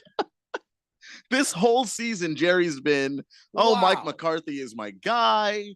He's, I don't want any questions about this. Obviously, he's our leader. And all of a sudden, Mike McCarthy's job is under review. Do you think the moment he thought Bill Belichick was an option that Jerry Jones is getting ideas? Well, because how do you go from that, making sure this guy has all 4 sandwiches in his pockets and in his mouth to taking a couple of them sandwiches away, saying, we'll see what happens in the playoffs. He'll get a sandwich back for every round of the playoffs he wins. Yeah, there's 4 of them, so why not? I thought that was a stunning turn of events to hear Jerry Jones say, we'll see how it goes. Whoa, how it goes. That's different. You made from the playoffs. Now this guy has to worry about his job, even though he's made the playoffs. And it's backwards because throughout the season, he was saying that he shouldn't have to worry about his job. And now he does have to worry about his job. Jerry Jones is like, I ain't getting any younger. And he's not going to take anything less than a Super Bowl right now. Stockton Slap says, Keon, Belichick to Washington. You like that? You like that? It's not happening. Would you like that? No. Damn, that's cold. No. That's cold. Bill Belichick like 7 years ago? I'd like that. You don't know that Bill Belichick has gone bad. You don't know that for sure. I think that Bill Belichick is not going to want to just be a coach. I think he's going to want personnel power. And on that front, I know he's gone bad because we have the list of the people he has put on his football team on purpose. Yeah. I'll let him coach, though. All right. I just don't think you can get one without the other. Let's get back on track. On Saturday, we had the Steelers making the playoffs by beating the Ravens.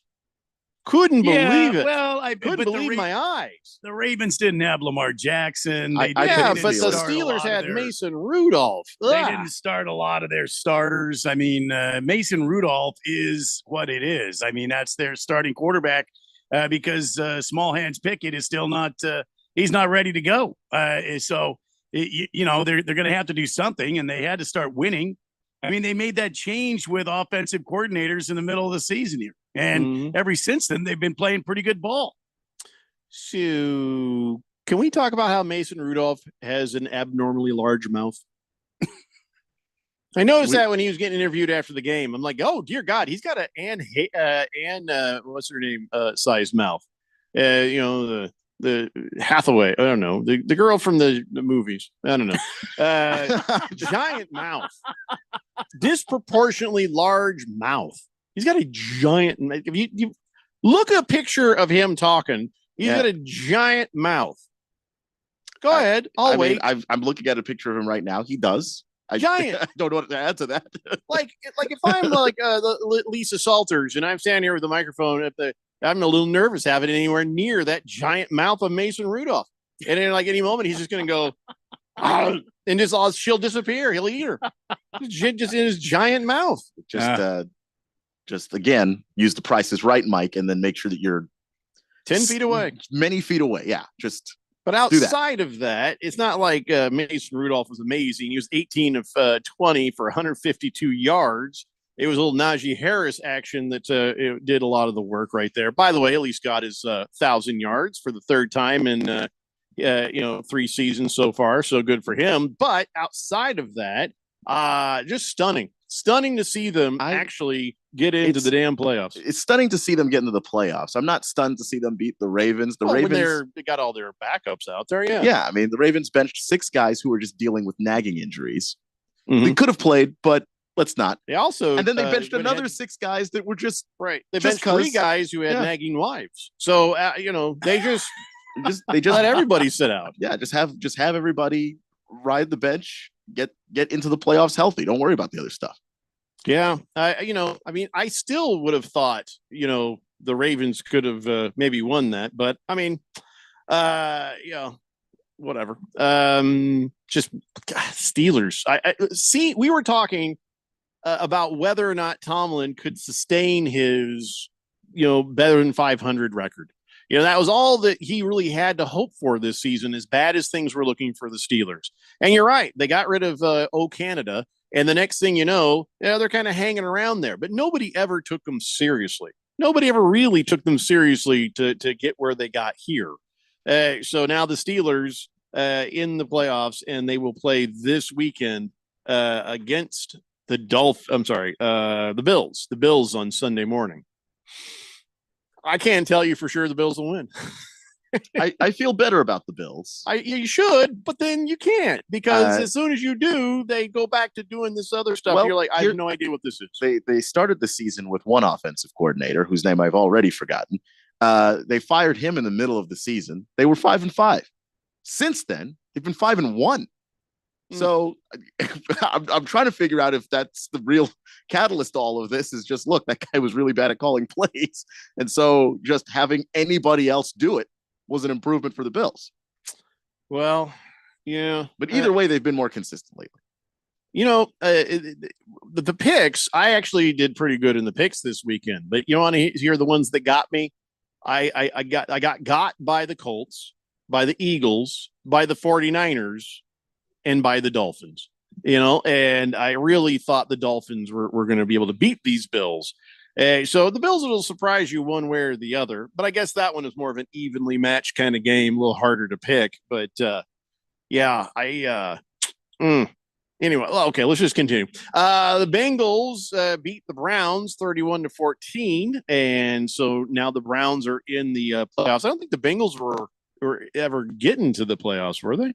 They needed the Steelers to lose. Oh, that's right. So that didn't happen. So they're right out there, the last team out. So the Browns losing didn't even bother them at all. And they had, I know Jake Browning was the quarterback for the Bengals. Who is quarterback for the Browns again? Jeff Driscoll. Oh, dear God. Mm-hmm. Oh, that's right. He was horrible. Well, he had a couple of touchdowns, but a couple of interceptions. And about 50% of his passes completed, I would say. 166 yards. Not, very average day. Very, yeah. So Jake Browning, after this, he's like, hey, I think I've proven I am one of the top 32 quarterbacks in this league. Has he? Yeah. Do you really think so? He's a starter somewhere. He's a starter somewhere. And I mean, if you look at some of the other teams around the league that were desperate for a quarterback, are you telling me the Vikings and the unholy combination of Nick Mullins and Jaron Hall? He had less yards than Jeff Driscoll yesterday. I mean, Saturday or whatever. Yeah, but it's just they were big into the running game. And for the most part, he protected the football. You need a quarterback that does more than protect the football.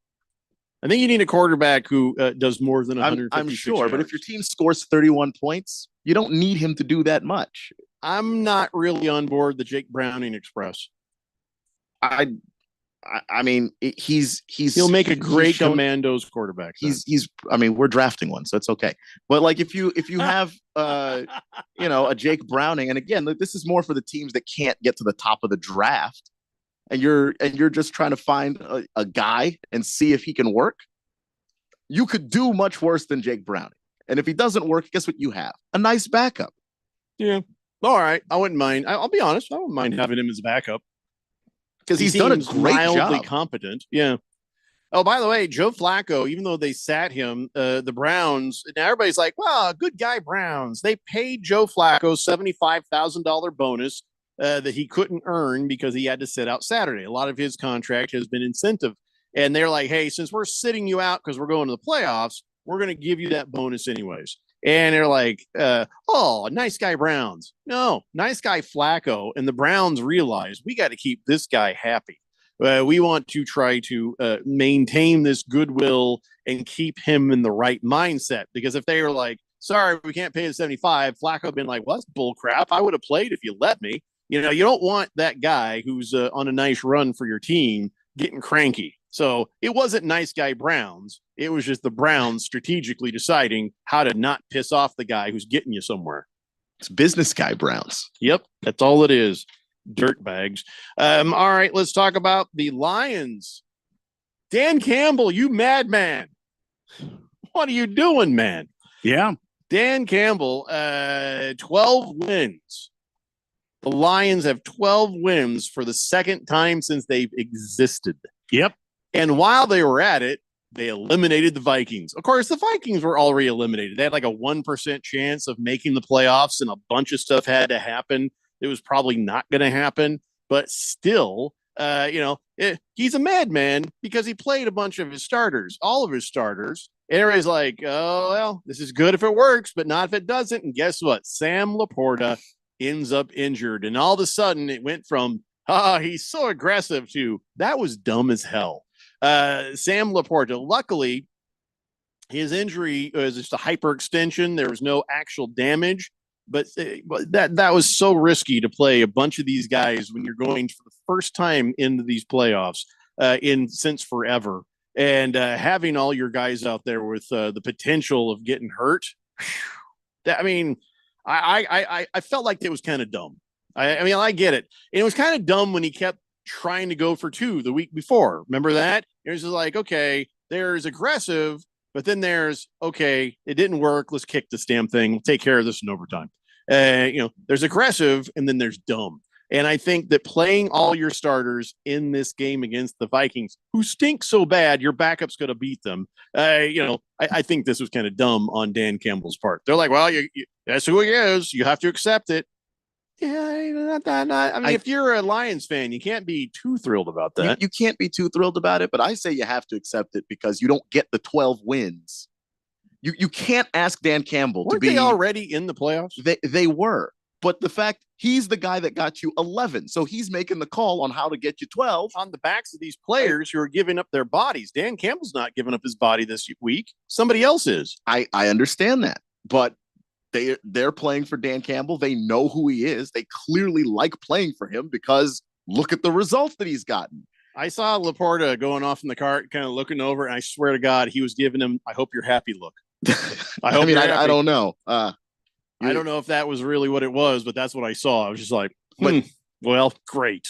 But it's either that or you're the Lions that you were before Dan Campbell got there. Those are your options. Yeah, I think you can meet somewhere in the middle on that, Keon. You can in a place where it's a democracy. That guy is running the show. Where's the middle? It's his call. In the offseason, he needs to grow his hair long like he used to have it when he played. I think that's what he needs to do next. If you're going to be a madman, go full madman. I mean, he already talks like a madman. I don't see why. But man, and there was another guy on defense who got a little dinged up too. So okay, here we are. Let's see what happens. It was not great seeing Sam Laporta get. They say it was it wasn't too bad. Yeah, still bad enough if you ask me. Let's see here. We've got some text here. Somebody was saying something about the Lions and I missed it. Let me just see here. Against the Spread says, hey, Green Bay is a very bad matchup for Dallas. Their defense is underrated, especially in the red zone. Love is playing at a very high level, and Dallas will have an enormous amount of pressure on him. Green Bay will be playing with house money, and Dak could become the old Dak at any moment. By the way, did you guys play that 5-1 futures bet on Buffalo to make the playoffs I gave out on December 7th? Did you? I didn't because I forgot. Wow. 5-1. That would have been awesome. That would have been nice. Yeah. Well, you're right against the spread. I guess we should have listened. Chosen One says, I hate to say it, but I'm happy my Vikings didn't make the playoffs. They would have lost anyways. And well, now we get the 11th pick. That's kind of the way I felt about the Colts. I wanted to win that game, but yeah, I'm kind of okay that they're not going to get embarrassed in the playoffs. Robert from Surprise says, how do you think they're going to handle all the records that are now going to be broken with the new 17-game schedule? Like that kid Nakua from the Rams that broke the rookie reception. They're just going to post them up, and people like us are going to go, yeah, but, and that's just the way it's going to be. Hefty Lefty says, bright spot for the Vikings. Justin Jefferson hit 1,000 yards for his season, and he didn't even play. He didn't play in 7 games. So he got 1,000 yards in 11 games. That's impressive. Wilbur says, cool. I'm the old lion. I am Barry Sanders. Okay. Navy Brad says, Jeffrey, I've got the best quarterback for your Colts. Jeez. The regular season's not even over a day, and I got to listen to this crap now. He says, won't cost the team much. I give you Josh Dobbs. Yeah? Well, I give him right back to you. No, thank you. No, thank you. I got nothing personal against him, but no, thank you. All right. So, we're very late for a break.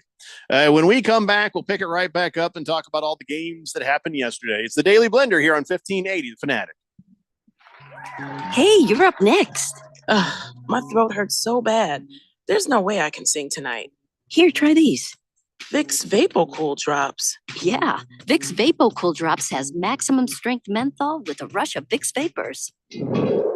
Ooh, I can already feel it. I told you. So, you ready? I'm ready. Vaporize sore throat pain fast with Vicks VapoCool Drops. For the latest from the world of golf, tune in every Saturday morning from 6 to 8 for the Golf Shop Radio Show, presented by PlayGolfMyrtleBeach.com. the golf capital of the world. Hosts Mark Greenhelch and Matt Blanchard talk golf from tee to green and everything in between. If you like golf, you're going to love Golf Shop Radio. Before you tee up, drop on in. Welcome to the Golf Shop here on 1580 and 99.3 The Fanatic. What's up, everybody? Nick Costos here, host of You Better You Bet, reminding you to check out the show. Now, why should you check out You Better You Bet? Because we bring you the most fun. We bring you the most insightful, the most entertaining show in the wagertainment world. From up-to-the-minute breakdowns of backdoor covers, bad beats, and the cheers and tears that come alongside them. Plus, you'll get the best betting analysis anywhere from myself, Ken Barkley, and some of the best minds in the sports wagering world. So tune in weekdays, noon to 3 on Arizona Sports Betting Station, 1580 and 99.3 The Fanatic.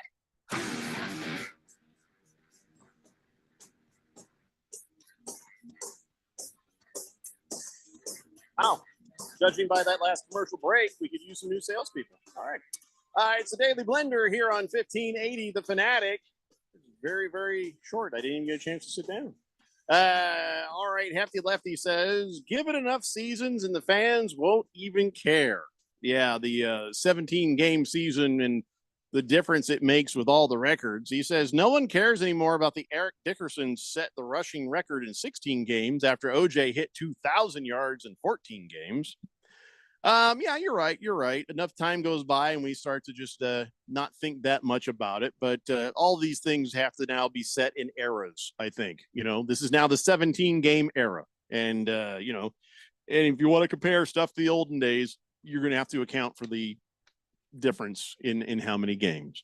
888-368-1580. So let's get right back in and talk about the games that happened on Sunday. Titans beat the Jaguars 28-20. I'd say that was a week 18 upset, wouldn't you? The Jaguars had Hairboy back, and we thought, you know, with the troubles the Titans have been having lately, that this should be kind of smooth sailing for the Jaguars. And I'm not sure, but I feel like this had something to do with their playoff chances. Were the Jaguars still poised for playoff? If they won, they would have been in instead of the Steelers. Right. So, wow, did they blow it? Yeah. Wow, did they blow it? Now, Trevor Lawrence, what, do you have a couple touchdowns? And it just was was he playing flat? I mean, I didn't watch this one. Yeah, I mean, he did look flat, but he also just had a couple of, one of those picks was just awful. How many picks? He had two. Oh, two picks in the game. Derrick Henry had a hell of a day. 19 carries, 153 yards. Well, that was for the Titans. That was for the Titans, and that was the other issue, is that they could not stop Derrick Henry at all.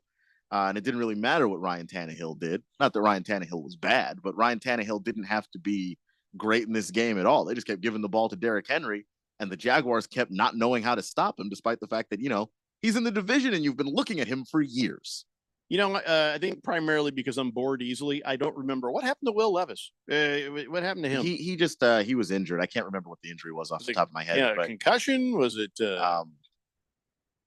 Let's see. Sprained pinky toe. I mean, I don't even remember what happened to him. When's he? It was a foot injury. Yeah, he got hit against the Texans and just went down and wasn't able to play. Big question is, will this be the farewell game of Derrick Henry? Derrick Henry, not sure himself, and he actually said, hey, thanks, Titan fans, for the greatest 8 years of my life. I just want to say thank you. There's a couple of guys like Justin Fields and some other people who gave little speeches like that saying, in case things don't work out, so long and thanks for all the fish. And yeah, the greatest 8 years of Derrick Henry's life, the ups and the downs, y'all have been there for everything. Through adversity, watch me grow as a person, as a player, and always support me. I love you all. And he just kept going. He kept going for a while after that. And at the end, he said, tighten up, baby. So is he moving on? Do you think that they will move on from him? Because once you get to, how old is he now? He's long in the tooth for a running back, right? He's been in for like 8 years. Yeah. I mean, and that's about how long, you know, they tell you. And that's not even counting the fact that Derrick Henry has an unusually high amount of wear and tear on his body because of how much he got used in high school, how much he got used at Alabama. And then, of course, he was the workhorse for the Titans. At no point was he ever part of a committee, really. He's been that guy, and he hasn't really fallen off.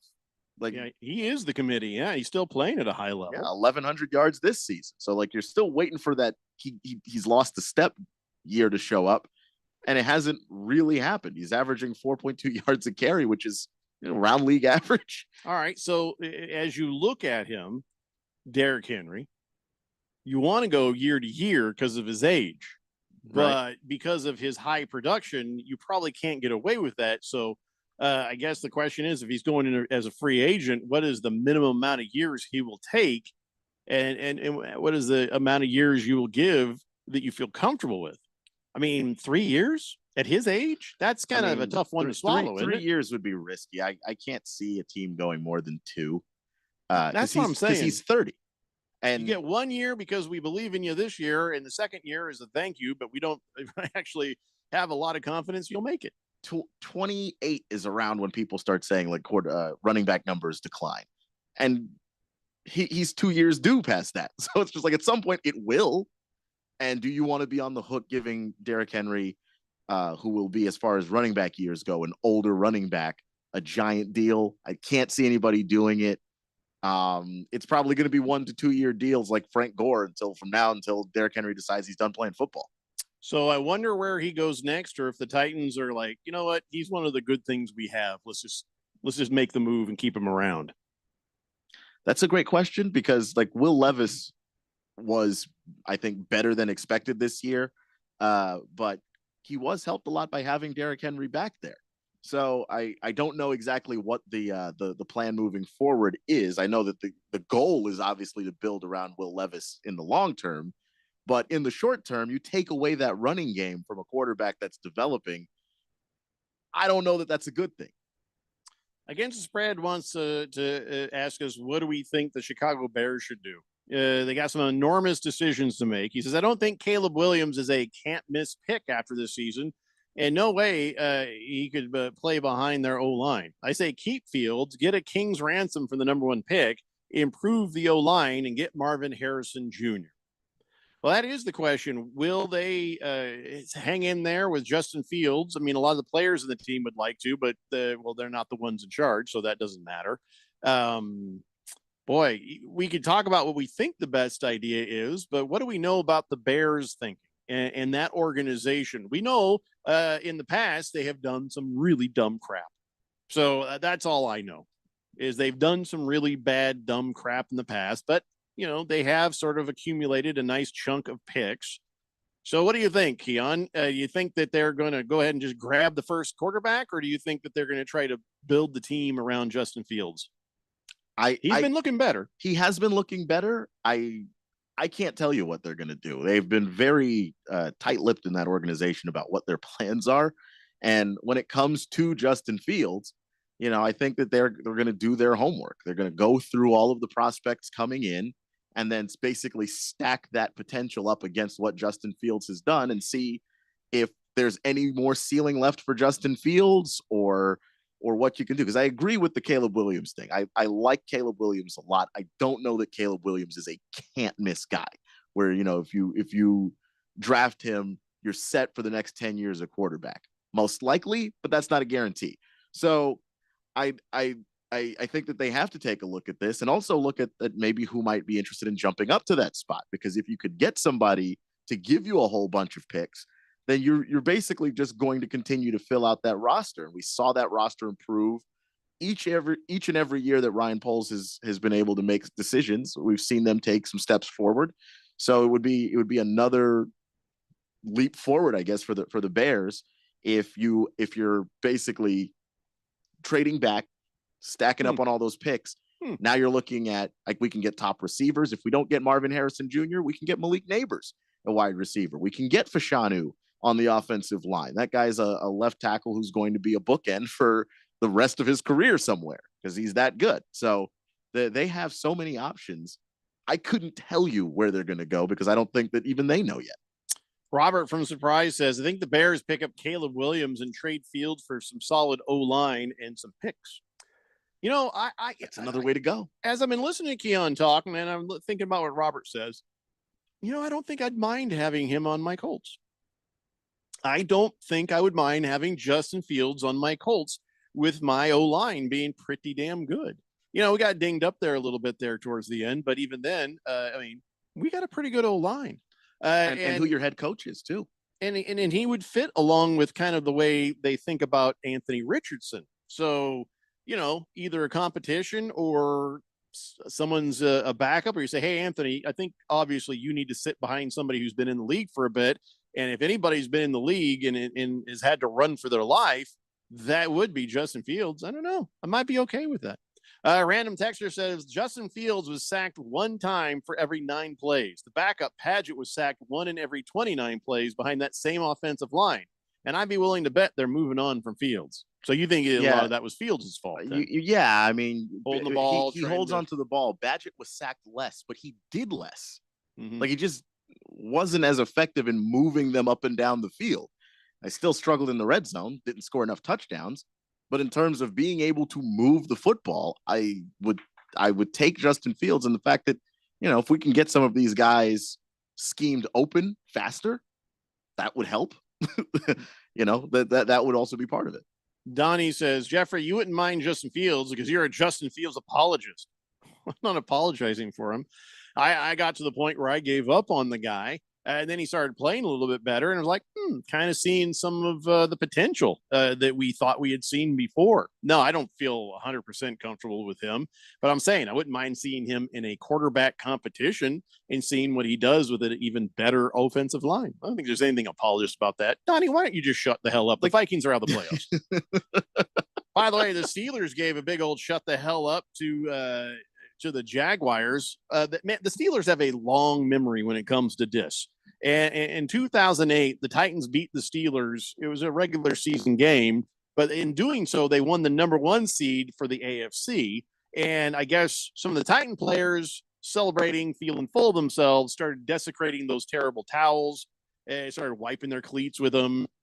Some fans grabbed some and were wee. And so that the curse of the Titans showed up, and then the Titans lost in the divisional round to Baltimore, and the Steelers actually went on to win the Super Bowl. So there's that. In 2005, one of their receivers wiped their cleats with a terrible towel, and the Bengals, beat the Steelers late in the season. But then the Steelers came back, beat the Bengals in the wild card round of playoffs, won the Super Bowl. So 2 Super Bowls came after terrible towel disses and those jinxes. And then here come the Jaguars, who, have lost 6 of 9 since they went dissing the terrible towels in week 8. And they went from the team, we were like, well, this is a pretty solid team. This is a playoff team, to out of the playoffs. So there is something to this terrible towel jinx, man. And so the Steelers actually put up on the Twitter, when will Yins learn? Oh, boy. Yeah. Oh, no. No, that's fair, because evidently 3 different times in the last 20 years, they diss the terrible towels and they get just gone. So don't do that. Don't do that. Did the Cardinals diss the terrible towels at some point when they lost to the Steelers in the Super Bowl back in 2008? Not that I'm aware of. No. Yeah, okay. Okay. So for the last time this season, I had my Sunday ticket screen over to the left, and I looked over and I'm like, what's going on with that one screen? What is that, static? Holy crap, we got a snow game. And it was basically just the December of Bill Belichick, and the end of all things for him. And the Jets beat the Patriots 17-3. I'm slightly surprised. Me too. Slightly surprised, because the Jets have not won to beat the Patriots in like 15 different tries. Yeah. And I know the Patriots ain't crap this year, but neither are the Jets really. And it was a home game, and there you think that the boys would come on, let's go get one for old Bill Belichick. Unless they hate him. I don't know. Maybe not. His last game probably as a Patriots coach, if you listen to Keon. I don't know if they hate him. They're just not very good. They tried. I saw them trying. I saw them giving a lot of effort. They're just not a good football team. It was sad. It was very sad to watch. Yeah. And even though I'm watching on the big screen real football, that little screen over here to the left where the Jets and the Patriots were on, you could kind of see it there. It was just sad, even at that distance. Nobody should be subjected to Trevor Siemian versus Bailey Zappi in the snow. They were bad, and the snow made whatever bad they have worse. It was horrible. It was neither of them. Oh, wait, hold on. No, Trevor Siemian didn't make it over 10 completions. Like nobody cracked 100 yards. No, as a Bailey passer. Zappi barely got 12 completions. Yeah, it was an awful game to watch. It came down to the fact that the Jets have Breece Hall and the Patriots don't. Yeah, That's the what it Patriots all have came Ezekiel down to. Elliott. Have the ghost of Ezekiel Elliott playing running back. Yeah. So now Bill Belichick is getting home. Hello. Hi, Bill. This is Josh Harris. I own the Washington Commandos. And if you think I'm just trying to be mean, I'm not. He is pursuing Bill Belichick. He is pursuing everybody. I know he's pursuing everybody, but he's pursuing Bill Belichick. I don't think Bill's coming, and I'm good. I'm good with that. Why do you think he's not coming? I just don't. I know a couple people around. Don't think it's sounds happening. like you're just in Belichick denial. It's not. They reached out to Ben Johnson first. They reached out to Don Yee, Jim Harbaugh's agent, second. They got to do their due diligence. Then Bill. But you start with the guy you like and then do the other things as due diligence. That's not the other way around. That's so backwards. Why would you do it that way? There's probably some tampering. They probably already talked to Bill. I don't see how, and I don't think that's something that Josh Harris would do. Year one of owning the team is get involved in a tampering scandal. That seems silly. I know, but I'm making you think about it. No, not really. Yeah, a little bit. No. Yeah. Unfortunately, no. Yeah. Sad to say. Yeah. Yeah. Uh-huh. Just wish that was the case, but it's not. Yeah. It would But be it is funny. a true story. Josh Harris wants him some Bill Belichick. Not really. Yeah, it's a true story. It's just not. It I don't is. know. I mean, I don't have to tell you. Bill Belichick is the due diligence. That's not what they want. No. Ron Rivera's available. He is available. That would have been a Commandos move last year. Yeah. All right, we got to take a break. We come back. We'll keep it going, talking about all the NFL games that happened this weekend. It's the Daily Blender here on 1580 The Fanatic. We all hear the radio ads about the IRS. They tell you to be afraid, to be scared, and they try to frighten you into calling. I'm not here to do that. Tax Relief Advocates is different. TRA is here to tell you that if you owe money to the IRS, whether it's $5,000, $50,000, or $500,000, we have a solution. It doesn't matter if you're sitting in your car, at work, or with your kids. No matter where you are, call now. 800-575-8695. Don't lose hope. TRA can eliminate or reduce what you owe to the IRS. There is zero risk to you. If we can't reduce your tax debt, then you pay nothing. Our passion is taxes and helping individuals fix their IRS problems. We have a 5-star rating on Google and Yelp and an A+ with the Better Business Bureau. You don't need to be afraid of the IRS any longer. End your tax nightmare today by visiting us online at TRA.com or call 800-575-8695. That's 800-575-8695. Tax Relief Advocates. Real solutions for real people. What's your name? Let me talk to you. Let me buy you a drink. Spilled your drink? Quick, the quicker picker-upper. Bounty picks up spills quicker, and each sheet is 2 times more absorbent, so you can use less than the leading ordinary brain. So you can get back to your night. Buy you a drink. Bounty, the quicker picker-upper. Did you know that feeling sluggish or weighed down could be a sign that your digestive system isn't working at its best? Taking Metamucil every day can help. Metamucil fiber powders help promote your daily digestive health using a plant-based fiber called psyllium. The gelling action of this special fiber traps and removes waste, so you can feel lighter and more energetic. Metamucil, promoting digestive health for a better you. Learn more at metamucil.com. These statements have not been evaluated by the Food and Drug Administration. These products are not intended to diagnose, treat, cure, or prevent any disease. Now, during Staples Print Big Sale, get $20 off your print purchase of $100 or more, $50 off your print purchase of $200 or more, and $100 off your print purchase of $300 or more. So the more you print at Staples, the more you save. To demonstrate, print at Staples, you save. But if you print at Staples, you save. See how that works? Staples Print Big Sale. Print more, save more, up to $100. Ends 2/10. Visit staples.com/print for details. Do you know about 211 Arizona? It's a free service to connect you with resources anywhere in Arizona. Housing assistance and eviction prevention, transportation and ride services, healthcare benefits, food resources, and even utility bill support. Talk to a live operator in English or Spanish, 24 hours a day, every day of the year. Just dial 211 or visit 211arizona.org. Get connected, get answers, and get the help you need. This message is sponsored by 211 Arizona. Your home for sports. 1580 and 99.3 The Fanatic.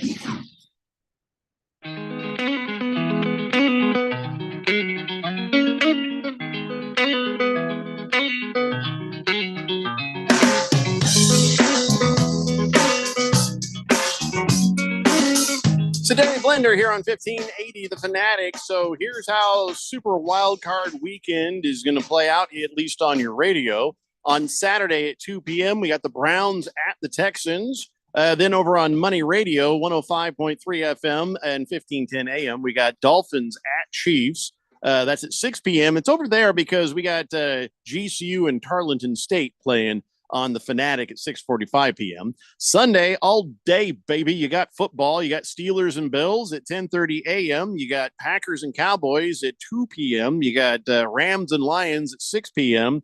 And then on Monday, finishing off your super duper wild card weekend, Eagles at Buccaneers at 5:30 p.m. All right here on 1580 The Fanatic. The Jet says, hey, breaking news. Ron Rivera is going to the Colts. Ha, ha, ha, ha, ha, ha, ha. Man, still waiting on a great text from the Jet. Have we had a great text from the Jet yet? I don't think so. No. Mm-mm. Jury's still out. Yeah. I can scroll all the way back to day one, and I just haven't seen a great text from him yet. That's pretty sad. All right, so let's talk about the Saints. What a dick move by the Saints right there at the end. And I know the coach said, I didn't tell him to do that. So it's supposed to be victory formation. And so they're all like, all right, game's just like 2 seconds from being over. All right. And all right, Victor, here, Jamal Williams. And he bursts through the line and he runs in and gets a touchdown. And all the other players were just like, what the hell was that? The Falcons were just like, what the heck, man? You're not supposed to do that. It's an unwritten thing. You know, you go to victory formation. We all just sort of stand around and kind of, whatever, you know, and that's the end of the game. You don't pad the score with another touchdown and go running in like that. So Arthur Smith, in his last act as coach, went over there and just started yelling at people. He's like, what the was that? And he was right. He was right to go and be angry about it. He's yelling at anybody who would listen.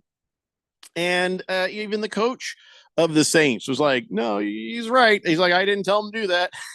He's like, I don't know what the hell. And Jameis Winston's like, I have no regrets. And he's Jameis, man. That's through and through. He should have some regrets. That was garbage. Your coach tells you to do the victory formation. You do the victory formation. And by the way, did Jamal Williams get some sort of a bonus? They should get that taken away. He shouldn't get to have that because that was not the play he was told to run. I don't think that he gets a bonus. I think he just didn't want goose egg in the touchdown category for this season. You know what? No, he should have ran one in. This little Pearl Harbor attack by Jamal Williams and Jameis Winston, it's not a real touchdown. Shouldn't even count. It's despicable. It was just garbage. I mean, it goes against, like, I just couldn't believe it. It's just one of the worst things. I mean, okay, not the worst things because we got Deshaun Watson. It's just it's bad. Am I the only one who thinks, what a dick move that was? Yeah, very unclassy. Very unclassy. Absolutely. Yeah, if you wanted to score, you should have run a play. Like, that's just like an actual, let's line up and score the right way with a play. It's like you're walking across the parking lot and then somebody with you goes, ah, they start running. And it's like there was a race and you were like, what just happened? I won. I beat you to the door. You're like, look, if he's going to let his players do that, why are they still on the team? We'll see. He didn't let anybody do anything. Well, he sent the play in, then they ran something else. Right. Yeah, if he doesn't do something like release those guys or I don't know, fine them or something, then he's just letting the locker room run all over him. If I'm the head coach of that team, they're already off my team. Dennis Allen is, he's only able to do so much. I mean, he can't go to the GM and say, I want you to cut Jameis Winston. Why? Because he did that one thing at the end of the season when it didn't matter. He might not win that argument, but Dennis Allen's got another thing he needs to consider. Do I want John Gruden on our staff? Because the rumors are that the Saints are thinking about bringing in John Gruden as part of the staff looking after the offense. Yeah, I don't know to what extent or capacity, but yeah, they're talking about bringing him in. So I've got a lot bigger fish to fry that I got to worry about if I'm Dennis Allen than Jameis Winston and Jamal Adams playing stupid. I might cut Jamal Williams. I don't know if he'd get away with getting rid of Jameis Winston because Jameis Winston at least has been a competent backup, right? Yeah, he's been solid. And with Derek Carr, just because of how he gets injured from time to time, you might need Jameis back there just to get you through a game or two. But for Jameis to say, I have no regrets. He's literally not sorry. I was watching this guy. Jameis is borderline pure comedy, even in his worst moments. He is cringy. He was sitting there. If you think this is comedy, I think it's just complete unclassy. No, he's saying is Jameis Winston is just a goof. Yeah, I'm not saying that he did the right thing or what he did didn't matter. It obviously does. You don't do something like that and make your coach look like an ass in front of everybody with no explanation. Right. Yeah. Dennis Allen had no explanation, but Jameis Winston was standing in front of his locker going, I mean, we were already beating him by 41 points. How much worse can it get?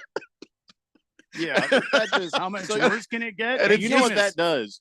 That's going to start fights in the victory formation in future games. Yeah, which is why Dennis Allen saw immediately what was going on. He was trying to apologize to Arthur Smith. Arthur Smith was yelling at him on the sideline, and he was there going, I understand. And he showed a whole lot more grace in that moment than I think any normal person would. I don't know who the practice quarterback is, the practice team's, but it just became Jameis Winston. Yeah, there's got to be some punishment for that. And I'd hope that the punishment would have been Calais Campbell, if you know what I mean. Calais Campbell just standing there's like, what the hell was that? I'm surprised he didn't pick up one guy and start beating the other guy with the first guy. Calais Campbell, by the way, he's leaning towards coming back, and that makes me very, very happy. I know he's 37. I know he don't have a lot left, but it feels like the world is a better place when Calais Campbell is playing football. He's one of the good guys in the league. So I like him a lot too. I do think though with the Jamal Williams part of this, how can you be absolutely so desperate for a touchdown that's the one you'd accept? Is there something in the contract that he only gets paid if he gets one touchdown? I mean, it was just garbage. It was just low class. I don't think so because I've never really seen an incentive where if you score a single touchdown, you get a bonus. So I don't know about that. But well, I got news for you. If the defensive line of the Atlanta Falcons, if they're still playing next year together, I have a feeling they're going to have a long memory, and both of them better watch out. That's what I mean. That's just that's the way I feel about it. Or if you have victory formation in a reversal of fortunes next year, then I think that the Falcons should just do the exact same thing to them. And then if I'm the defense against a victory formation and I'm the Falcons, I go barreling through and destroy that quarterback. Just destroy the quarterback. Hit them as hard as you can. Plunk them, basically. It's just one of those things where you know the reasons why you can't do that. Aside from it's dangerous, they're not ready to play any defense, and so here comes this guy running full speed at him. You can't get out of the way. You can't really react. Someone could get injured, and that could be last play of the season. you tear something, you don't even get to play next year. Like, that's the reason why you respect that. So that is obviously a massive problem, but it just didn't seem like Jameis was even remotely sorry. And I do think something has to be done about that. Here, Bob says, hey, Jeffrey, I sent Keon an article on it this weekend about the Commandos wanting Bill Belichick. I heard he'll give up personal decisions. If that's what's needed for him to stay in New England, I would like to see him break the all-time record for wins in New England, though. Okay, yeah. I saw the article. Would you want Bill Belichick just the coach if somebody else was GM? If he was just the coach, sure. But my problem is he's already near the end of his career. Like, we're near, he is late for it. He's basically past it. But but if however long he wants to coach, he's a legend. If someone wants to pay him to coach, I just want my team to start fresh. Start with somebody who you draft a young quarterback, you get that coach, and then you have those two guys together for as long as you can get that thing to run. Bill Belichick can't do that because of his age. T-Licious wants to know whose brilliant idea it was to put the Eagles versus the Bucks on Monday Night Football. It was Randy's. You can take it up with Randy. Randy said it should be that way. Absolutely. Yeah. So you take it up with him. You bet. Suffering A's fan says the coaching carousel is like throwing all the laundry in and coming up with a different stain. Do we actually think that anyone fired this year is going to be one of the leads, the one that leads your team to a championship the next? Belichick could be a factor. It's like, say, for the Chargers. I don't know if he's going to be really the factor for the Commandos, pending on who they draft. But very few guys who just got fired. You're right. Are probably going to be that factor. I don't know if I could think of any. The list is just Bill. Yeah, because like Arthur Smith's not taking your team anymore. No. You know what I mean? So. Yes, George, you might be right. Calais Campbell, the last active member of the 2008 Super Bowl team for the Cardinals. He might be. I'm not sure. It sounds about right. Moist One says, I think he had the league in touchdowns last year. Who? Jameis Winston? Who are you talking about, Moist One? Anyway, yeah, I hate when people text in and I have no idea what they're talking about. Do you guys know what he's talking about?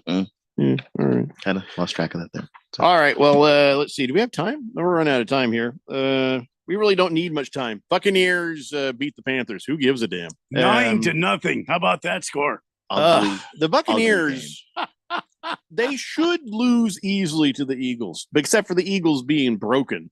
The Buccaneers, that's just a weak division, right? That's the only reason they're in the playoffs. They won the division 9-8. They scraped their way in. Yeah. And now they're here, but they're not going to beat the Eagles, right? They might. What is going on with the Eagles? The Eagles defense is genuinely awful. They thought somehow Matt Patricia would fix it. It didn't. It's about the same. It's not much worse, I guess, but it's about the same. Oh, Moist One says Jamal Williams led the league in touchdowns last year. Yeah. Yeah. Brooks Koepka says, beer me. That's what I'm talking about. All right. Beer that man, Randy. So Todd Bowles keeps his job? Yes. Probably, yeah. Baker Mayfield hangs around as the quarterback? Yes. I think so as well, but we'll see. I mean, it's hard to improve from 9-8 just because of where you are. You can't go draft a guy. If there's any guy available, is he better than Baker? Probably not. Probably stuck with Baker. Ugh. I'm just really surprised. I mean, that whole thing, just weird. Just, God, Eagles, please make it stop. Because if the Buccaneers, I got to look at this. You know what? I haven't seen. I see all the schedule, but I need to see a bracket version of this. I mean, who would the Buccaneers play next if they moved on? That's going to be one of the bye week guys, right? Because they are like the 5th seed. So, yeah, it's bothering me. Beer Bob says, also, did you hear Larry Fitzgerald, Julius Peppers among 2024 College Football Hall of Fame class? Wait, Larry Fitzgerald? For next year, not this year, right? Yes, I didn't see him there for this year. There. All right, guys. One more hour. It's the Daily Blender, 15A The Fanatic. We'll come back. Did you know that feeling sluggish or weighed down could be a sign that your digestive system isn't working at its best? Taking Metamucil every day can help.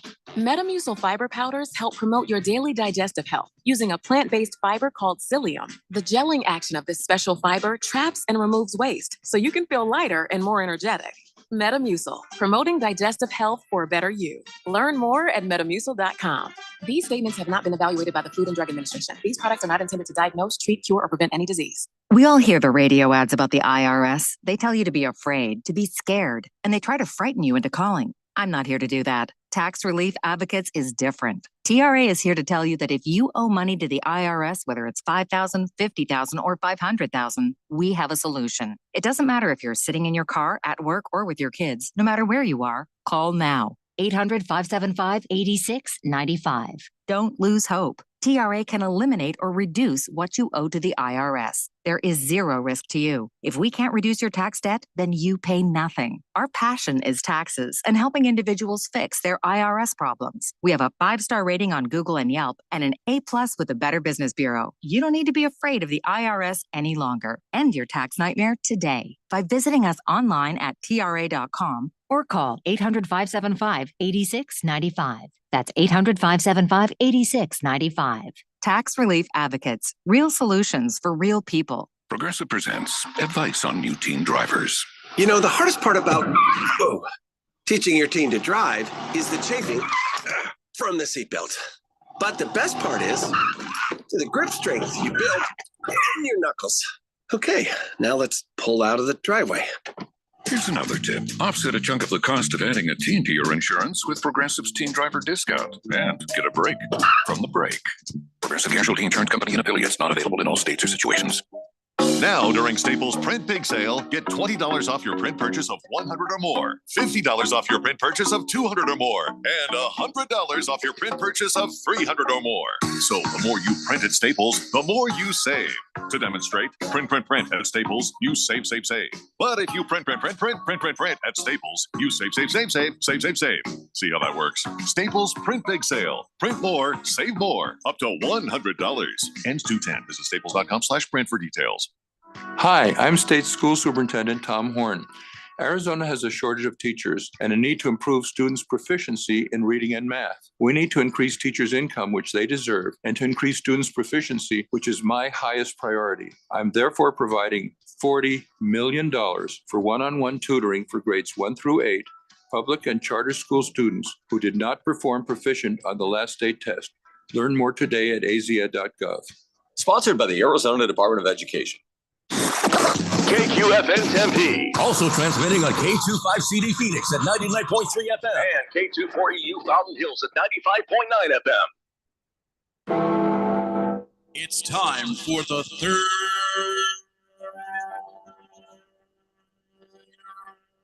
hour.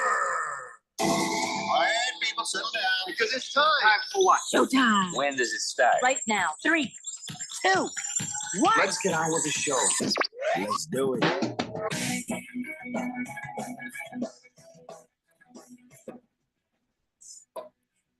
All right, everybody, it's 5 o'clock here on the Daily Blender. I'm your good friend, your radio pal, Jeffrey O'Brien, alongside Randy White.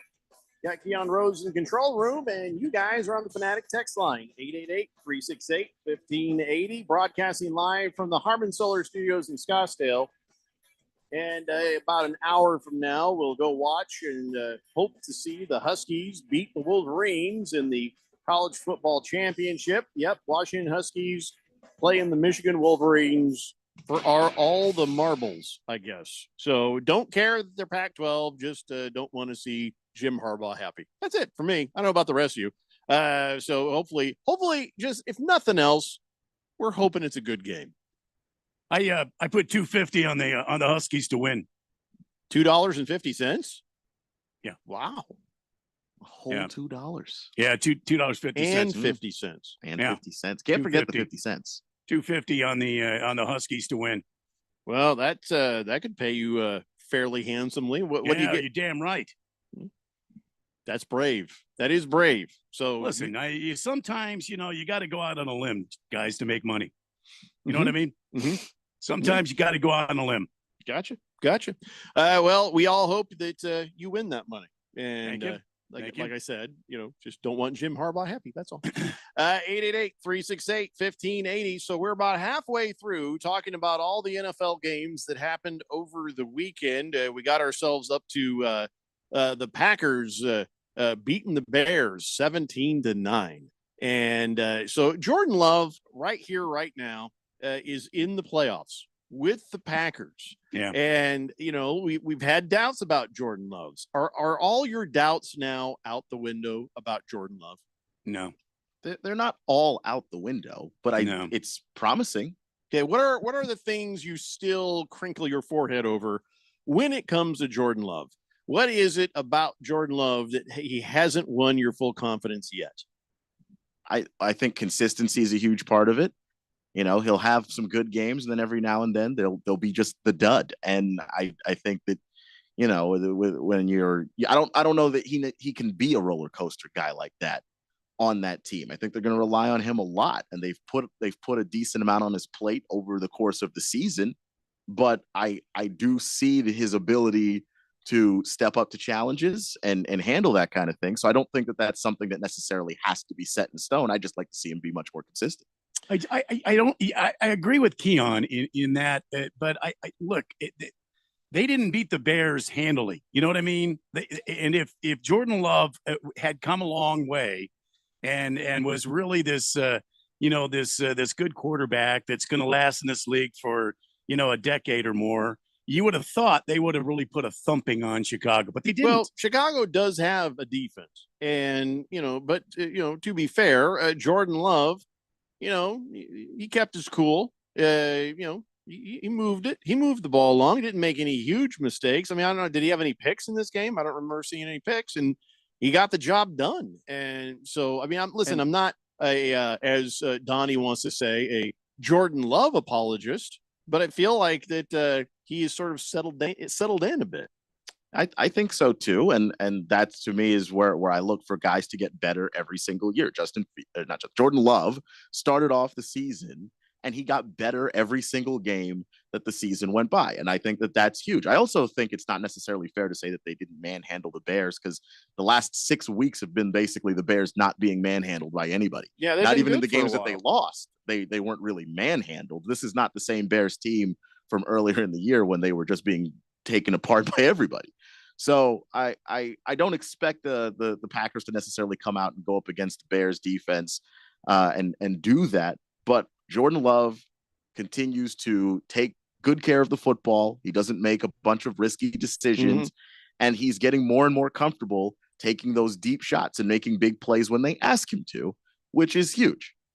So the big question, Randy, is going to be whether or not his progression in the years to come are going to frustrate or are going to make happy the Packer fans, because Packers are playing against the Cowboys. And if they go out in this round, then everybody's going to say, hey, good year. Hey, we'll do better next year. And next year, if they kind of get into the playoffs and they go out in the first or second round, it'd be like, oh, okay, well, all right, we got to do something, get over the hump. And then the next year, you see what I'm saying? If this is it, if this is where things are, and Jordan Love doesn't have even more progression, to be what the Packers are used to, he may be out the door. I mean, the kid throws for 316 yards, and they only throw 2 touchdowns. I'm just saying, it seems like to me, if Jordan Love was progressing, he's throwing more than 2 touchdowns in this game. So let me ask you this then. Who's his primary receiver? Jaden Reed was the kid that I have no idea. 4 for 112 yesterday. Does he have any elite receivers or like great? Well, the Colts at least have Pittman. I mean, who do the Packers have? I think the Packers are in that sort of I don't want to call it rebuild or retool. Yeah.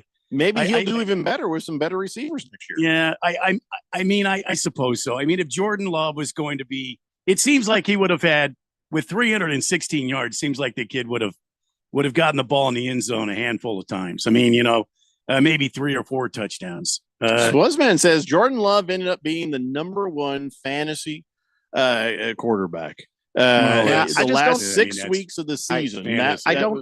I don't know if a yards to touchdowns ratio is the best way of figuring out if he played well. I watched the game. They controlled the game. They controlled the ball. They kept the ball out of the hands of Justin Fields by having an offense that basically had long drives that they were able to eventually punctuate in touchdowns. Well, I appreciate that. And I watched part of the game too. You're scoring 14 points on a team like the Chicago Bears. I'm just. Yeah, but the Bears have been good defensively. Like I don't know, and this is a young Packers team too. It's not just Jordan Love that's young. Offensive line is pretty young. All these receivers, Jaden Reed, Romeo Dobbs, who didn't play. No, that's right. They got Dobbs. Christian Watson, who didn't play. Oh yeah, those guys were not even on the field. Yeah, and he was still able to basically control the game from start to finish. I like the progression of a Jordan Love. Well, the progression of Jordan Love's better than progression of Justin Fields. You could say that. Yeah. Now, granted, it's a better situation from the beginning too. Sure. You got a better coach, got a better line, coach. better running game, Yeah. better everything. Really, You actually have a running game. Yeah, you've got Aaron Jones and what's the other guy's name that they tandem there in Green Bay, but. Yeah, I mean, Dillon. It's okay. I mean, he's okay. I guess I'm with Keon in that, and we'll see what he looks like next season. Yeah, I think said that this season. I think you would have thought with a game like that. I mean, I don't know. I'm still not sold on him being a stud quarterback in the NFL. Well, if they draft a couple of decent or even a decent wide receiver and they got a nice mix of guys, then next year is a good test. And they also, I think so too. And by the way, in this game, they had a drive where they lost a fumble that they were moving the ball. So, yeah, So I just, could have been more. Yeah. Yeah. Just, I don't necessarily know that's something I'm going to necessarily pin on Jordan Love. But yeah, he made improvements this year, and you just want to see that growth and development, and you continue to build around the guy. Now, if he hits a ceiling where you're just like, okay, we can't go any further than this with Jordan Love, okay, you can move in another direction with your team built up. But I'd like to give him the chance to continue to show what he can do. Seems like he might get it. Now, here's the question. Will this guy get a chance? Yes, Raiders won 27-14. Also, it was the Broncos. So, but this made, Antonio Pierce's record 5-4 since he replaced Josh McDaniels. 5-4 record. And with Aiden O'Connell, enough to get him this job. I think it should be. If you are 5-4 with Aiden O'Friggin-Connell as your quarterback, by God, give the man the job. I agree. He's...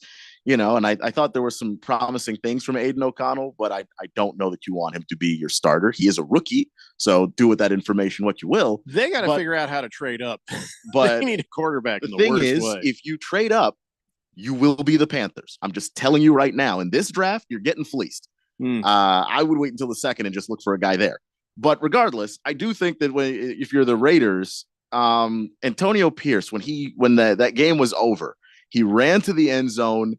He was firing up all the Raider fans. And that alone, combined with the winning, should give him the job, because he's clearly got whatever it is that the Raiders are about. He's got it. Well, Devontae Adams wants him. Max Crosby wants him. I don't know if Mark Davis cares what the players think, but if he does, then yeah, Antonio Pierce ought to be your next coach. If he cares about how well he did with a substandard quarterback in Aiden O'Connell, then he should. It'll be interesting to see what happens there. The Broncos, well, they're going to say bye-bye to Russell Wilson. What is their record? Let me see here. Hold on, I got it right here. They're probably nowhere near drafting a quarterback. If they're moving on from Russell Wilson, who are they going to go with? They are at 12. They're right behind the Vikings at 12. They'd have to move up. They'd have to trade up, right? They would have to move up. Because I think that it's going to be Caleb Williams, Drake May 1-2 at the top of the draft. Somewhere in the top 5, I'm pretty sure Jaden Daniels is going. And I don't think that Michael Penix Jr. makes it out of the top 10. You think Jaden Daniels is NFL ready? in like a similar way to the way Lamar was when he was drafted, where you can see the athleticism and all the physical tools, but now you just need him to basically be coached and put it all together. Is Michael Penix Jr. ready? Yes. Yeah. Well, the Broncos need to do some work because they are in hell. They are just in hell unless they get a good quarterback in there. They are in hell. Speaking of being in hell, the Eagles. What fresh hell is this that they are living in that they lost to the Giants 27-10? Was it my imagination or did Jalen Hurts play in that game? Jalen Hurts played in that game. Yeah. How in the heck did that happen that they lost? I didn't watch it. I kept looking over like I thought maybe my glasses were foggy, but 27-10. The Giants were in control of like I think the entire game. They to were. be honest. Mm-hmm. And then the Giants, no reason to care, but they sure did. What has been going on with the Eagles? What is really the problem there? Well, part of it is Jalen Hurts did play in the game, but he did injure his hand. So Marcus Mariota played as well.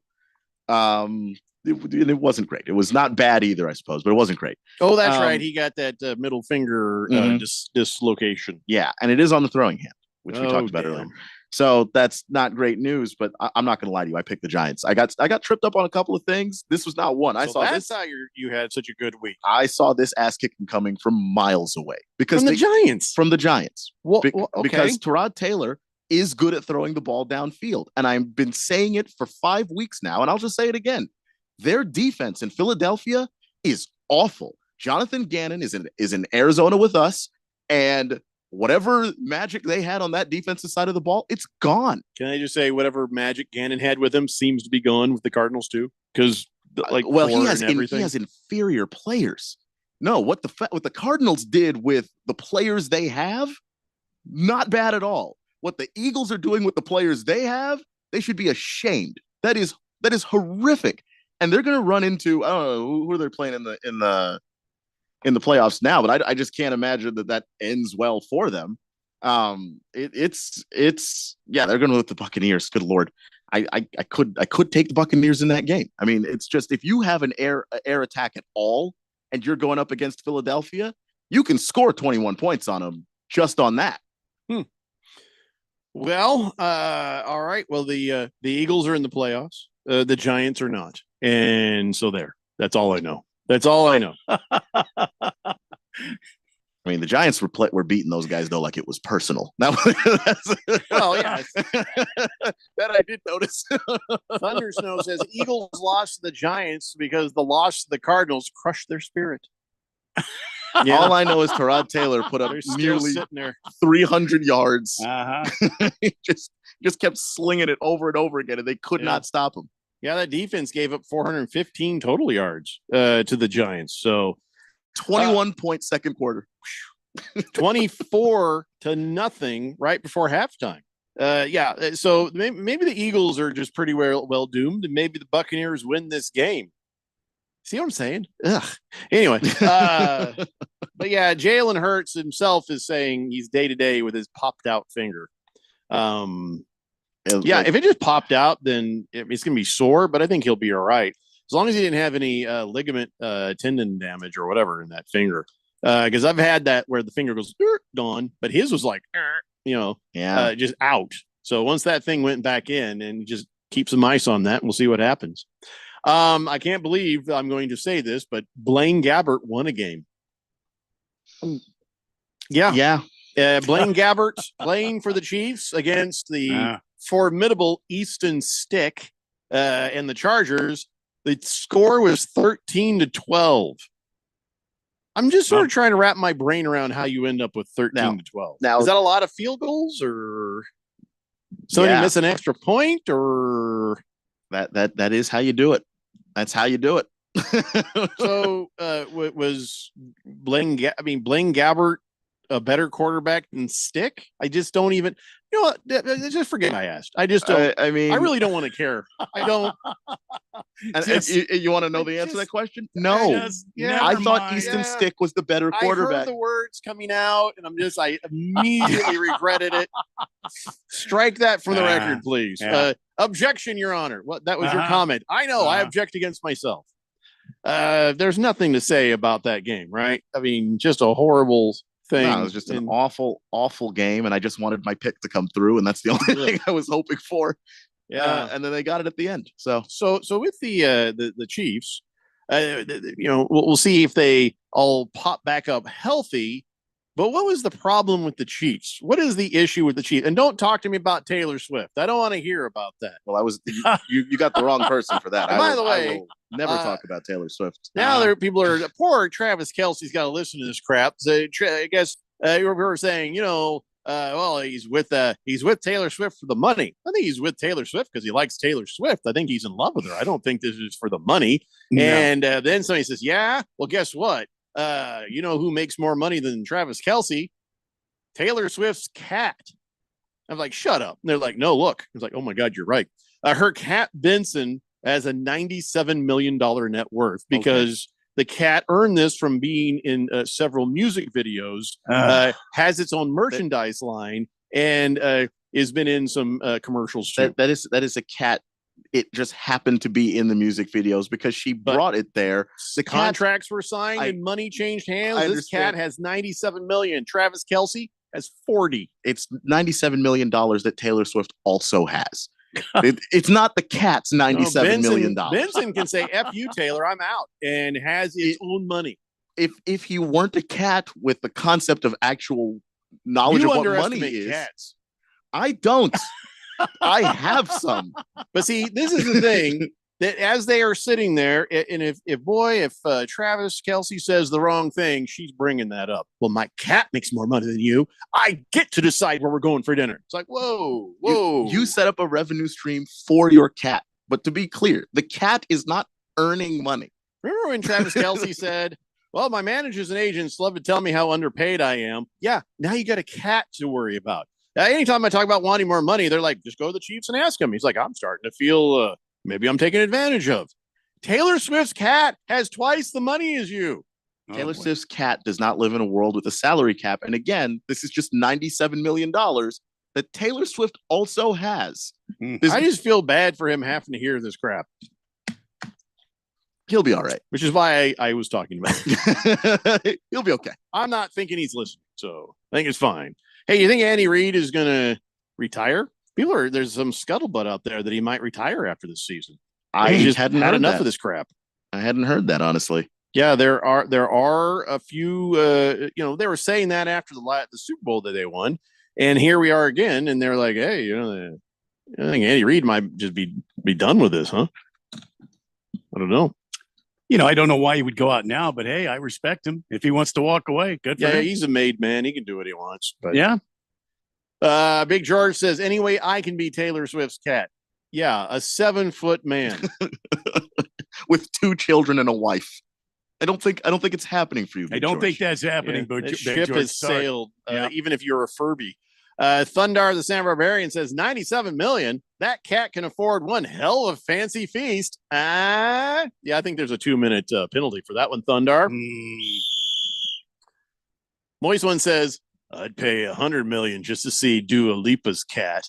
All right. I'm not. Think we're talking about we're that. just not. We are just not. Robert from Surprise says maybe he's with Taylor Swift to get married to the cat and they get half. Yeah, but he already has that much money. I guess double your money. I don't think a human being can want marry a half cat. of what Taylor Swift has. Why? That's more than the cat.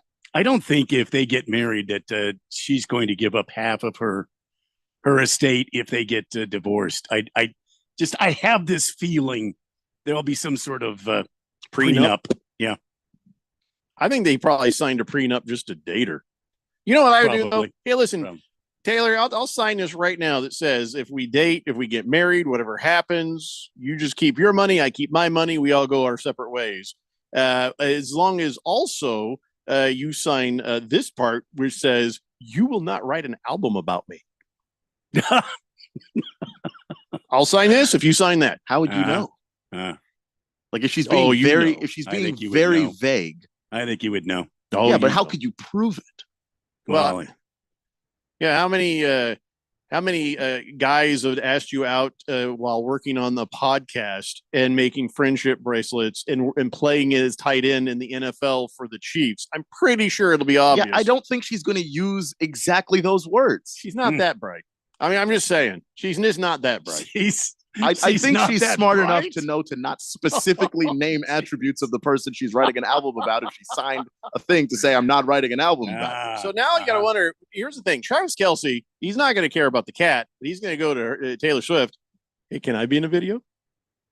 Can I be in a commercial? He will probably show up in a video at some point. I'm sure. Can I get millions? That'd be nice. Randy says State Street Broads. Yes. Jordan Love might be better than any Bears quarterback they've ever had, and he will only get better. He wanted you to hear that. Despite you not being a Bears fan. Despondent Yahoo says Pierce was so dirty he managed to get the boot from ASU. Can't believe anyone would hire him. Did he get the boot, or I thought he sort of fired himself and he left and went? Yeah, I mean, he was the fall guy. Yeah, there was some of that. Yeah, so. All right. But Pete Carroll, Jim Harbaugh, any of those names ring a bell? Like, you don't hire guys that do shady things in college? No, not at all. No one ever? Shouldn't, but whatever. Against the Spread has some thoughts. And of course, we've got a few more games left to talk about before we cut y'all loose to go watch that national championship game. Come on back, kids. It's the Daily Blender here on 1580 The Fanatic. This is Brent Musburger's action update on 1580 and 99.3 The Fanatic. Take the guesswork out of your holiday gifts. OmahaSteaks.com for 50% off site-wide and save an additional $30 with promo code VSIN. OmahaSteaks.com. The 14 NFL playoff teams have been determined, and the matchups are set starting this weekend with 6 games on the slate. The 2 teams with the byes are naturally the betting favorites to win the Super Bowl. The San Francisco 49ers, the number 1 seed in the NFC, plus 230 to take home the Vince Lombardi Trophy. The Baltimore Ravens, the number 1 team in the AFC, is at plus 350. The Buffalo Bills, who will open up at home against the Pittsburgh Steelers on Sunday, are plus 650 to win the Super Bowl. The Dallas Cowboys will host Green Bay on Sunday, are plus 750. I'm Tony Desiri with your VSiN Action Update on 1580 and 99.3 The Fanatic. My dad has a cold, but also has high blood pressure. That's why I got him Vicks NyQuil High Blood Pressure for fast, powerful nighttime relief. Unlike some ordinary cold medicines, it's specially formulated for people like my dad. NyQuil High Blood Pressure is sugar-free, alcohol-free, and decongestant-free. Vicks NyQuil High Blood Pressure. The nighttime sniffling, sneezing, coughing, aching, fever, sore throat, cold, and flu for people with high blood pressure. Like my dad. Medicine. Use as directed. Did you know that feeling sluggish or weighed down could be a sign that your digestive system isn't working at its best? Taking Metamucil every day can help. Metamucil fiber powders help promote your daily digestive health using a plant-based fiber called psyllium. The gelling action of this special fiber traps and removes waste, so you can feel lighter and more energetic. Metamucil, promoting digestive health for a better you. Learn more at metamucil.com. These statements have not been evaluated by the Food and Drug Administration. These products are not intended to diagnose, treat, cure, or prevent any disease. Hey, Jeffrey O'Brien here. And listen, a lot of us play fantasy football this time of year, and it's fun. But what you should be playing is fantasy electric bills. What's that? It's where you get with Harman Solar, and they save you over 80% off your electric bill every month. Then, each time you open up that bill, you're going to feel like you just won a championship. Call Harman Solar today. Get a free estimate. 800-281-3189. That's 800-281-3189, or go to harmansolar.com. All right, so there we were, cruising through the new open-air zoo when I realized that the park was closing in like 15 minutes. That's when the afternoon took an exciting turn. Luckily, we were in my Nissan Rogue. With its powerful DC turbo engine, well, we had more than enough time to see all the animals. Whoa! And outrun a few! Drive the Nissan Rogue. Now get the 2023 Nissan Rogue with best-in-class fuel economy among gas engines. Availability is limited. Shop at your local Nissan store or at nissanusa.com. Auto Pacific segmentation, excluding hybrids and electric vehicles. 2023 EPA fuel economy estimates from 28 city, 34 highway to 30 city, 37 highway for 2023 Nissan Rogue. As shown, Nissan Rogue Platinum all-wheel drive, 28 city, 34 highway. Actual mileage may vary. Hey, what's up, everybody? Ken Barkley here, reminding you to check out You Better You Bet. Why, you ask? Well, because we bring the fun, the insight, and all the wagertainment you need. Plus, hopefully, we win a couple bets along the way. From up-to-the-minute breakdowns of backdoor covers, bad beats, and the cheers and tears that come with them, obviously. Plus, betting analysis from some of the best minds in the sports wagering world. Join myself and Nick Costos and tune into You Better You Bet. Weekdays from noon to 3 on Arizona's sports betting station 1580 and 99.3, The Fanatic.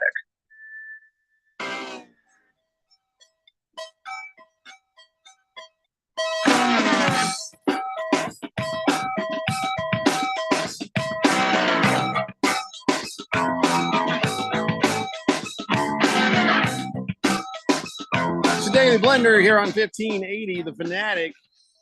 And we're pretty much almost there. Trying to talk about all the NFL games that happened yesterday. We're all the way up now to the Rams beating the 49ers 21-20. 21-20 seemed to be a score that repeated itself quite a bit yesterday. So the Rams, you know, they wow. They hadn't beaten the 49ers since 2018, and I would say you still haven't, because when it's Carson Wentz versus Sam Darnold. Yeah, it's not really. You remember the Dukes of Hazzard when they had Bo and Duke, and then the next you tuned in the next season, and there's like two dudes that look kind of like them, but it wasn't them. You're like, this is garbage. What is this? It's not. This ain't right. And so, yeah, that's what this is. I never watched Dukes of Hazzard, but yeah, I feel like that would have been a disappointment. Yeah, there was other shows that happened in too, but yeah. So, all right. Or anytime they make one of these TV spinoffs of a movie, but they can't afford the actor from the movie, so it's just somebody else, kind of like them. Yeah. I'm not even going to talk to you about this game because I just don't care. But I will say it was nice to see Puka Nacua get his rookie record. Don't care how many weeks it took, but he beat Bill Groman's 1,473 receiving yards, and he got what he needed. And did they sit him like they were going to after that, or did he keep playing? Yeah, I think they sat him. Yeah. The Fox broadcast showed head coach Sean McVay going, "Get him out." yeah. Right after. It's just like, look, we want everybody to be happy. We want everybody to get their opportunity to shine, but playoffs, that's what we're doing. Yeah. So mission accomplished for Puka Nacua. The Niners went up like what was it, 20-7 at halftime, and then tried even less in the second half of that game. Just didn't mean anything to them. Yeah, that's fine. Keep everybody healthy. Although the 49ers, they did do a couple of things. They activated Ray McCloud, and well, the reason I bring that up is just to remind everybody, I wish I had a friend named Ray Ray. I don't have a friend named Ray Ray. Remember, we needed a friend named Boogie, and then somebody assumed the role of Boogie, and we've called him Boogie ever since. Yep. I only know him as Boogie. Well, so. I need a friend named Ray Ray. Don't you want a friend named Ray Ray? Don't say you've got a friend named Ray Ray. I mean, I don't currently, but I have had in my life a friend named Ray Ray. You had a friend named Ray Ray? You had a friend named Ray Ray? How did you let that end? I moved. I lived in Washington, D.C. It was a military kid. Do you still know him? No. You should find him. We were in elementary school. I don't you can't let go of a friend named Ray Ray. Once you got a Ray Ray in your life, you don't give up a Ray Ray. Got to keep Ray Ray around. See, I like to speak these things in the bean. There was a time back, like when I was in my 20s, I was like, you know what I don't have? I don't have a friend named Bob. B-O-B Bob. I want to, and all of a sudden, I got a friend named Bob. I need a friend named Ray Ray. Is there anybody out there named Ray Ray? Fingers crossed. Anybody out there willing to assume Ray Ray, at least as their texter nickname? Because that'll also count. It would have to be a new texter, like Boogie was a brand new texter when he took the name Boogie. I need a Ray Ray in my life. The world would be a better place if we had a Ray Ray, you know, and as our friend. If your name just happens to be Ray, can we call you Ray Ray? Let's add the other Ray. Let's get this going. I feel like I could use car salesman. What's it going to take to put you in this Ray Ray? Come on. What's it going to take?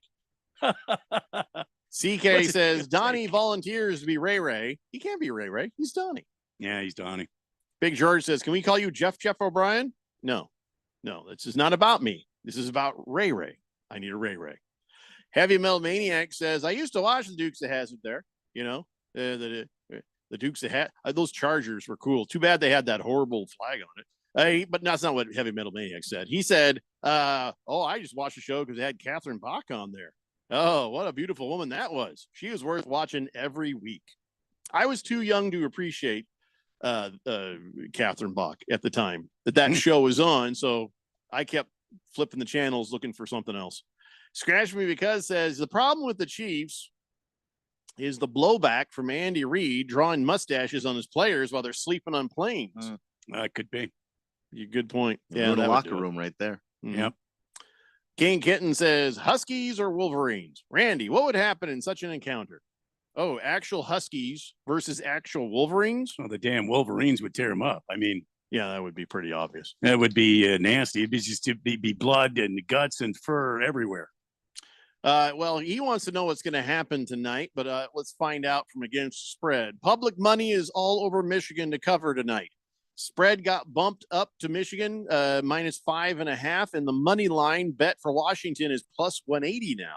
Washington's a very good team that has beat Oregon twice, Texas once. Michigan is good, but Alabama pissed that game away in the semifinal. I think this game comes down to quarterback play, and Washington has the best quarterback in the nation. I like Washington tonight on the money line. It's worth the value and the price. There you go. Bold. What do you say, Keon? You said same thing, right? Yeah, I mean, if the quarterbacks, I think, is where this is going to come down to, and the team that has the best passing offense in the nation, could go with them, Huskies. All right, so calling all Ray Rays. I just want a Ray Ray. I actually don't even care if we talk about the rest of these games. I'm willing to spend the next 27 minutes begging for a Ray Ray. You know, as a texter, as a friend, not in like a weird way or something. So calm down. Yeah. Matthew Stafford is, this is going to be fun. Actually, it's a homecoming. He's going back to Detroit. So the Matthew Stafford Rams are going back to play the Jared Goff Detroit Lions. Mm-hmm. Whoever saw that coming? I never did. No, never saw the Lions get in the playoffs. So you never thought this might happen. Right. We thought Stafford was kind of done there for a minute, but no, here Not it even is. after the way the Lions ended last season. Mm-hmm. Didn't think they were going to make it to the playoffs. Well, Yeah, it's after just the last Lions. season, It's the after last Lions. season, I did. Yeah, me and Randy had that discussion. I guess it's just I understand it's the Lions, but it's like when you are beating people like that, what else are we supposed to conclude except that you can actually make it to the playoffs? Right. But you're the Lions, and until you actually do, just say. I guess I don't function quite that way. Like, if I think that you can make it, then that's just It's why fun. wait? You know how cold it is outside? Moist One just sent me a picture of Geraldo Rivera in a jacket. This time not shirtless like he usually sends me. I appreciate jacket. that. That's All funny. right. We're down to the last game. Bills and Dolphins. That game last night. Ugly. That was ugly. And at the end, when the reporters in there talking to old Josh Allen, that dude looked like he was on something. His eyes were darting around. He was like, he couldn't make eye contact with her. It was very strange. I really wonder if the NFL saw that interview and said, boop, drug test, because his eyes were like all over the place. Might be NFL calls up and says concussion protocol, because that is one of the signs. Is it of a concussion? Did he take any hits last night in that game? Maybe not one that was obvious, but they don't all have to be. He's also, it might be a concussion symptom, but it's also a smack symptom. That guy was on something. That was like, like a guy on meth or something. Uppers. I don't know. I remember I saw Chad Ochocinco get absolutely drilled in the head once, and he sounded like he was 7. Like he was talking like this, and like he just completely just was not there. Yeah. So I don't know. Look, I mean, it could go either way, but just in the sport where you get your head hit a lot, I'm going to lean towards concussion unless I got evidence of anything else. All right. Well, concussion would be nice. Oh, please let this be true. Please let this be true. Says, hello, new texter here. My name is Ray, and I'm from Halifax, Nova Scotia. You can call me Ray Ray if you like. Is your name really Ray? Is your name really Ray? Doesn't matter, though. Doesn't matter. I want to see some ID. Can you take a picture of your ID? You can even just put your finger over the address. Or we're not going to show this on air or nothing. It's a radio show anyway. I want to know if you're really Ray. You're absolutely Ray Ray. Are you listening from Halifax, Nova Scotia, or are you living? I need to know more stuff about you, Ray. And if I may, Ray. Ray. I'd be very excited. Even then, it's a Ray foreign exchange student. Who saw that coming? Nobody, I don't think, because No one. I mean, I didn't. So Ray, I figured just would show me your or just an address label or something so I can see your name is actually Ray, and then you're officially my friend Ray. This is amazing. I didn't think this was going to happen. I am excited. Very, very excited. Here, Keon, you talk about the Bills-Dolphins game. I'm just going to be excited. I mean, it's one of those games where the Dolphins couldn't get out of their own way, is what it felt like to me. The Bills started off pretty rough. You're really going 3 and out? Really? You're going 3 and out again? We're doing it again? You're going 3 out again? Oh, another pick. Oh, how about that? You know, the Bills throw an interception and then the Dolphins throw one right back. You know, it's just you have a chance to punish a team, especially a team like Buffalo, who you're familiar with, and they're not 100% healthy on the defensive side of the ball. And for whatever reason, the Dolphins just weren't able to get into gear. And then Josh Allen did eventually get things going and had one of those Josh Allen games, you know, where you just didn't see him like you could really stop him. He was throwing the ball anywhere he wanted it to go. And was able to overcome some of his very poor decision-making to start the game. And that's how you live with Josh Allen. You live with the good Josh Allen and the bad Josh Allen, and we had them both in the same game. And there you have the facts of life. That's all I heard right there. You take the bad, you take the good, you take the bad, and then you have the facts of life. Did you just do that? Not intentionally. Ray. Someone's happy. That's all I can think of is Ray. Yeah, and not in a weird way. He's a friend. Ray. My guy, Yeah. Ray. Well, yeah. I'll share him like I share Boogie. You know. Well, I mean, I hope so. Yeah, he's our friend. He's our friend. He's our friend. I mean, I want to speak for Ray from Halifax, Nova Scotia. You know, maybe he's like, no, Jeffrey, just your friend.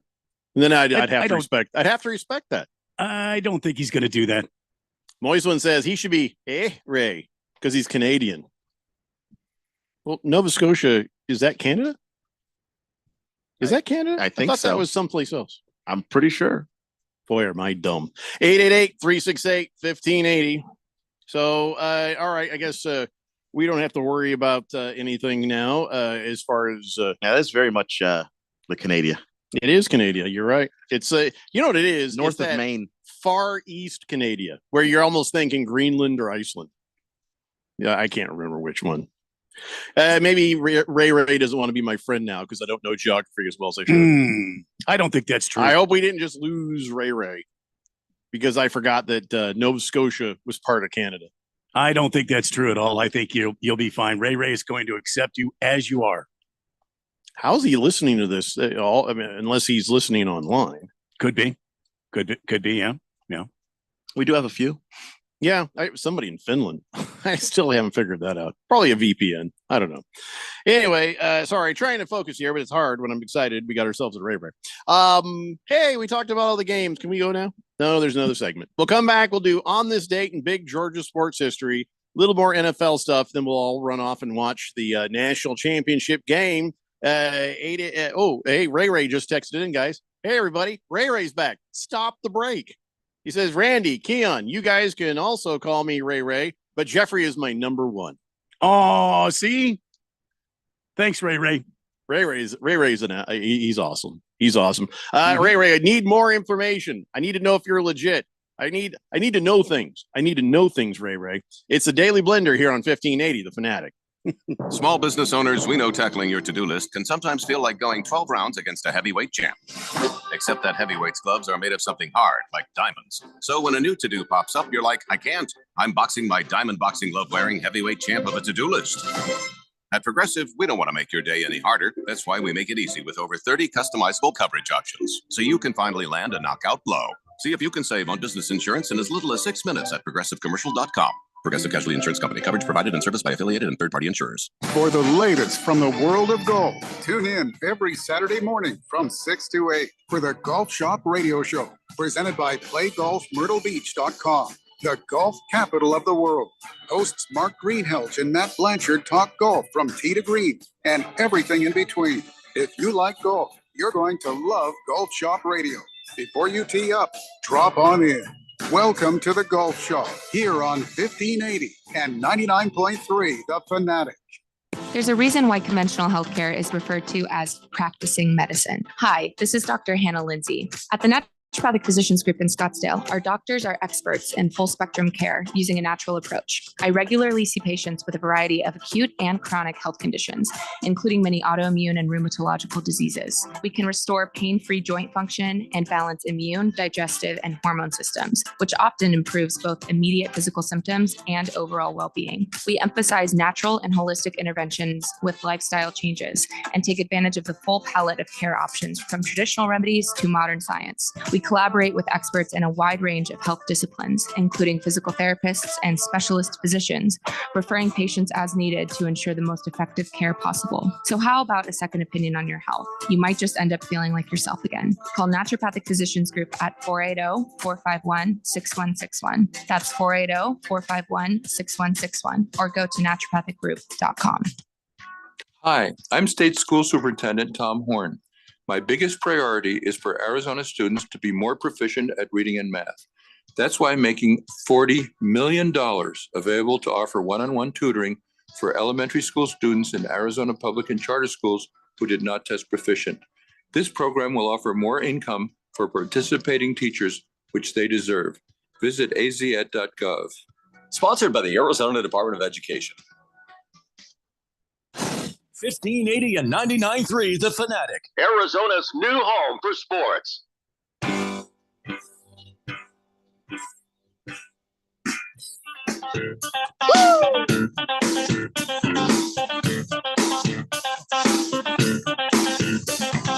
It's the Daily Blender here on 1580 The Fanatic. The mystery of our new friend Ray Ray is deepening. I need to know things, Ray, because he says he's from Halifax, Nova Scotia. Are you in Halifax, Nova Scotia, or are you moved here from Halifax, Nova Scotia? There's a question. That's a good question. Good question. Where are you in Phoenix, and why? Why are you here? If Ray could answer those questions, I'd be very happy. I did look at the map that we have for people who listen online, and I don't see a pin poking into the Nova Scotia right now. So I have to think Ray, unless he's on a VPN, is listening here in the United States. I don't know. I need to know these things, Ray. I'm just curious. And if you don't want me to say anything to anybody, you can say, don't say this, and I won't say it. But pleasure to meet you, Ray, and welcome to the text line. Scratch Me Because says, my name is Raymond J. Johnson. Now you can call me Ray, or you can call me Jay, or you can call me Johnny, or you can call me Sonny. Boy. Come on, man. Here we go. Or you can call me Junior. You can call me Ray J. You can call me RJ. You can call me RJJ. But don't has to call me Johnson. Thank you, Scratch Me Because. That's an old song, isn't it? Yeah, You can call me Ray. That's an oldie but a goodie. Moist One says, hey, shout out to any Finnish women listening. Ew. Waldo says, good evening, gents. Nova Scotia is indeed a province in Canada, home of the Halifax Highlanders. What the hell is that? What is that? Soccer? It's be a hockey team. Oh, what is that's that? Big. Long? That's big over there, you know. Hockey. Well, yeah, it's Canada. Yeah, that's big. Big in Canada. Got to know where Ray came from, because we have another Canadian who showed up because his wife works for the Coyotes there. Moist One says, did you just ew all Finnish women? No, Moist One. We were oohing you. You know that. You know better than that. Come on, man. No, but I looked it up. This guy's area code on his phone is actually Nova Scotia. So he's legit. I just got to know more. Beer Bob says, Keon, since you lost track of your Ray Ray, are you sure Ray Ray McLeod isn't your Ray Ray? Good point. Good point. Is he from Prince George's County in Maryland? Well, Maybe. Google it. Google him. Ray Ray McLeod. Give him a Google. You never know. By the way, just want to say, Brandon Aubrey, Surrey, little Canadian for you, Surrey. He ended his field goal streak at 35. He missed a field goal. Well, he was perfect until just then. He was a rookie there, and a promising kicker, but the end of that streak for him. So now Ray Ray McLeod's from Tampa, by way of Halifax. No, I know. I'm just kidding. He's just from Tampa. Born there, went to high school there. So Ray Ray says, I'm currently listening on a radio here in Phoenix, 99.3 FM. I'm vacationing here for the winter since it gets very cold this time of year in Halifax. Oh, you're a snowbird, like an international snowbird. Like a, all right. Because you're out by like Maine. Hey, you're one of them Canadians that bought up a bunch of our land. See, now I'm squinting at you, Ray Ray. Yeah, as long as you're not French Canadian, right? Yeah, Nova Scotia is a bunch of English-speaking Canadians, right? I don't know. Are you a fisherman, Ray Ray? We want to know more about you. What does this have to do with anything? Nothing. It's just a whole flood of thoughts that are coming to my brain and out my mouth. I can forgive the Canadian part, but I have questions. Don't be overwhelmed, Ray Ray. Come on, Ray Ray. Tell us more. Got to know more. How about, has anybody figured out how to pronounce his name yet? Is it Devon a chain? Because I keep hearing it different. It's Achan. Achan. That's what Remember he's. early in the season, you were saying Acan. That's what he said. What? He said is pronounced Achan. Oh, well, everybody else was saying Acane or whatever. Everyone was pronouncing it 17 different Dear ways, Lord. and I just looked up what he Achan. said, and he said Achan. it's pronounced Achan. All right, cool. Now I know I'll say it right. Devon. Did I say that part right? Yeah. You sure? Yeah. You were pretty sure it was A-Chain before. Or A-Cane. I pronounced it the way the broadcasters say it. That's usually what I've been I trying to do. Yeah. And then when I heard the third different pronunciation, Mhm. I went to the guy himself, just looked him up on YouTube, and someone asked him, how do you pronounce your name? He said Devon Achan. So A-Chan. Yeah. A-Chan. All right. Well, Devon A-Chan, he has anybody else done this? He has finished with a 7.8 yards per carry in a game. That was his average. And is that the first rookie to do that, or is that just the first person to do that? They said that I can't believe that hasn't been done before. Well, they say the last time this has happened was 1934 when Bears rookie B. Feathers had 8.4 yards a carry, running 119 times for 1,004 yards. Achan here has done 103 carries, 7.8 yards. So still not as good as Beatty Feathers, but still, it's been almost 100 years since a runner has had that sort of efficiency. And so that's pretty amazing. And I mean, and this is after the merger. So yeah, Michael Vick and Randall Cunningham, they had 7.5 yards per carry in a season with at least 100 carries. But Achan and Feathers, the only two running backs who've done it. And it took 89 years to get to the at least Achan. Wow. How about that? because you can at least throw the ball as a threat as a running back. So that always, or as a quarterback rather. So that gives you some space and some way to manipulate the defense as long as you're behind the line of scrimmage. If you're a running back, everybody knows what you're doing. And yeah, to get 7.8 yards a carry is kind of insane. Yeah, it's a hell of a year for that kid. No kidding. I forgot he was a rookie. Yeah. Boy, he's good. That guy is good. Anyway, so the other thing that I thought was interesting is Dak Prescott says, home field advantage. That's pretty cool, but we can't lean on that. That's all you've done. That's all the Cowboys have done. Yeah. They've won their season at home. That is where they've been the most efficient. Have they lost a game there yet? I don't think they have. No, I don't think so. And they play this playoff game at home. If they win this playoff game, do they play the next one at home? Are they in that sort of situation where they can sort of ride the wave at home? I think they would. Yeah, I think there's somebody I was listening to today that said there is a way for the Cowboys to play and have home field advantage throughout the playoffs. And that was after the games were played yesterday. We can't lean on that. Shut up, Dak. Yes, you can. Everybody'd love to lean on that if they could. If that's where it works, that's where it works. I think what he's saying, though, is that eventually they will have to play a game on the road. Oh, they'll lose that one for sure. Well, yeah. But he's not supposed to think that. Ray says, what would you like to know? You're close. I work for Clearwater Seafoods, and I've done a lot of fishing in my life. I like hockey. I'm married to my wonderful wife, Gwendolyn, and I have 3 kids. All right. Congratulations. We just learned a lot. You know what you could tell us next? Who are your teams? You have professional sports teams? How did you end up listening to this nonsense? That's another good question. That is a good question. How did that happen? He's probably just scanning the dial. I feel good. Well, I'll tell you what, I don't even care what happens the rest of the day. I have a new friend named Ray. Not only that, he's international. This is pretty nice. We're doing great with Canadian listeners lately. Yes, you notice that? We are. We're killing it with the Canadian listeners. How's that happening? Which, again, given the nature of this show, I am not entirely certain how it is that it happens. I'll tell you what, I'm starting to like the Canadians even more. Boy. Ray, don't take it wrong. I don't trust you Canadians. You're so nice. You're up there. You're quiet. You're up to something. I don't trust you. But I think we can be friends. Ladies and gentlemen, it's time now for On This Date in Big George's sports history. Back in the year 1978, Tracy Calkins, a 14-year-old high school breaststroker from, now what Excuse the me? hell?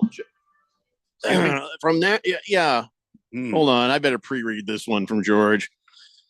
Oh, it's swimming. All right, go ahead. Start it back up again. Here we go. Set 3 individual United States swim records in a women's international meet at Brown University. She established marks in the 200-yard breaststroke, the 200 and 400-yard individual medleys.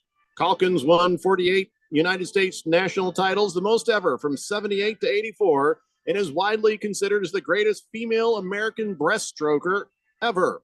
Talk to me, Jeffrey. Just doesn't sound right, does it?